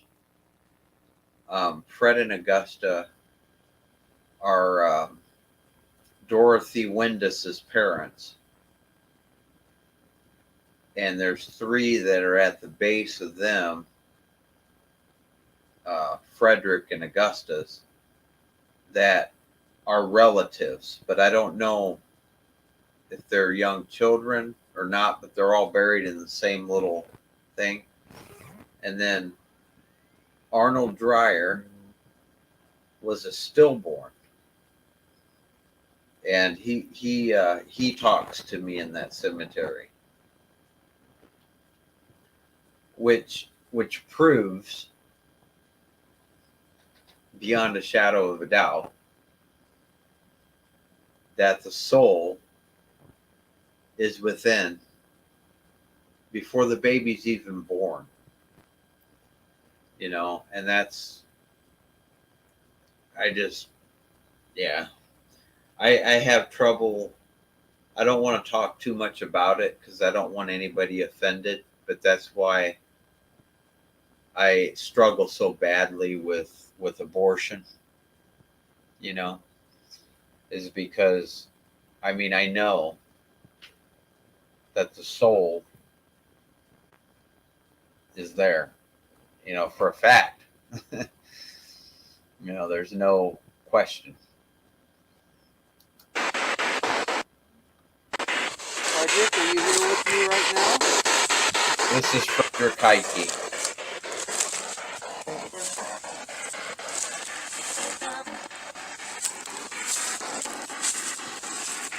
I got you a duck too, okay?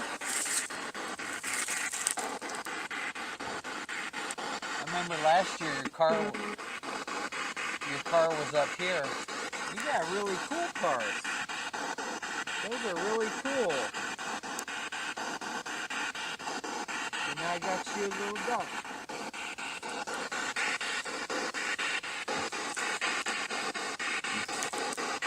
I love you, Frederick.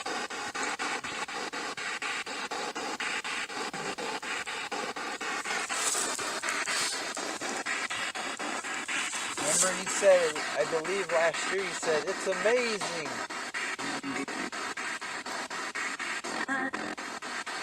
You hear that? I did. I love you. This is for you, buddy. Oh, yeah. Man, I should probably get off of here. I think I've been on for 4 hours. I don't think any of these guys that do podcasts would outlast me if we were to have a marathon. The odds of me being outlasted are slim to none, especially if I have a day off of work. Yeah, where I'm at, it's 1:15. I'm in Wisconsin.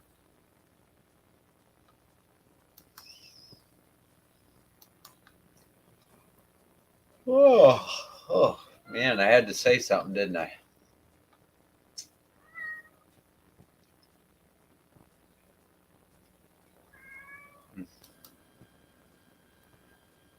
No, not on Tuesday I wasn't, but I am tomorrow or today.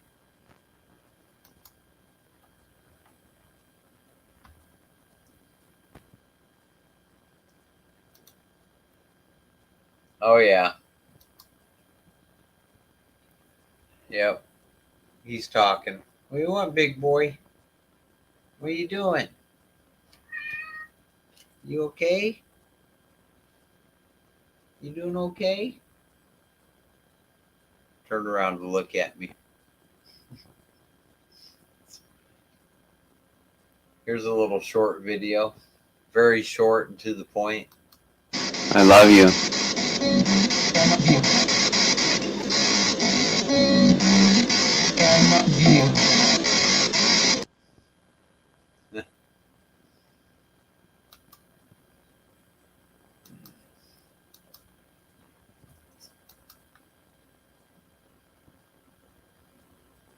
Oh.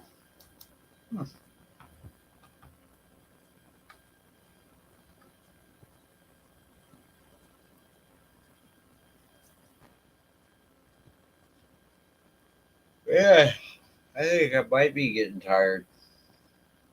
Maybe. But I've been up since probably 7, something like that. 7 in the morning or somewhere in that area.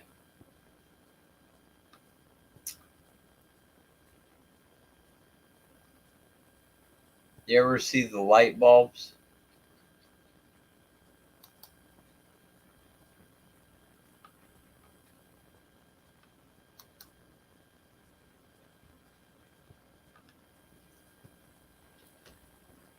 Oh, man. Oh, you've seen that one? Okay. Yeah, I haven't moved even a quarter of the videos I have over to this computer. And so I'm very limited on it. I need to actually take a moment one of these days to transfer a bunch of them. Ever since this computer got switched, there's a lot of videos that are not on it yet. I'm glad I'm smart enough that when I make a video or have any kind of recording at all from anywhere, I put a copy of it on every single computer and every single external hard drive. So if a computer crashes, I don't lose all the videos and recordings. You know, it's always somewhere where I can retrieve it.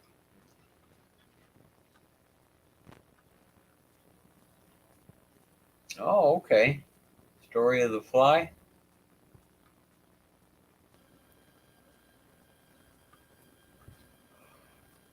Oh, oh, oh.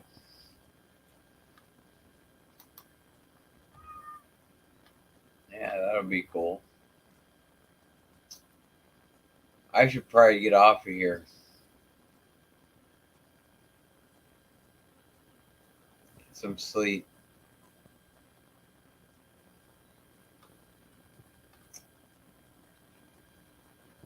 And I don't know what I'm gonna do for an out video. I'll have to figure out which one I'm gonna do. Because I'm not doing my regular show. I actually did the music one coming in just to do it. Yeah, it was a 4-hour marathon. That's kind of funny. Yeah, I lasted on here as longer than I thought I would. It's like my favorite thing ever, Carol. And then I got to hear you say it live on my show that one night. Yeah, I love that. I absolutely love it. So I guess I'll go ahead and get off of here now after 4 hours. And but yeah, it's nice to hear all the input as far as this new podcast goes, and it's gonna start 2 weeks from tonight, I think, when I get back from Texas is when I'm gonna start it. So I guess I will get off of here, and I am going to end it probably with the same video over again, just to do it.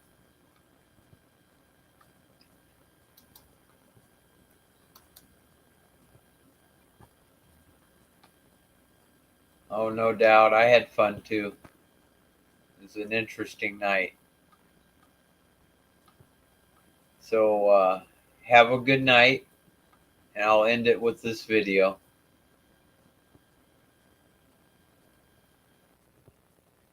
Love you with all my heart.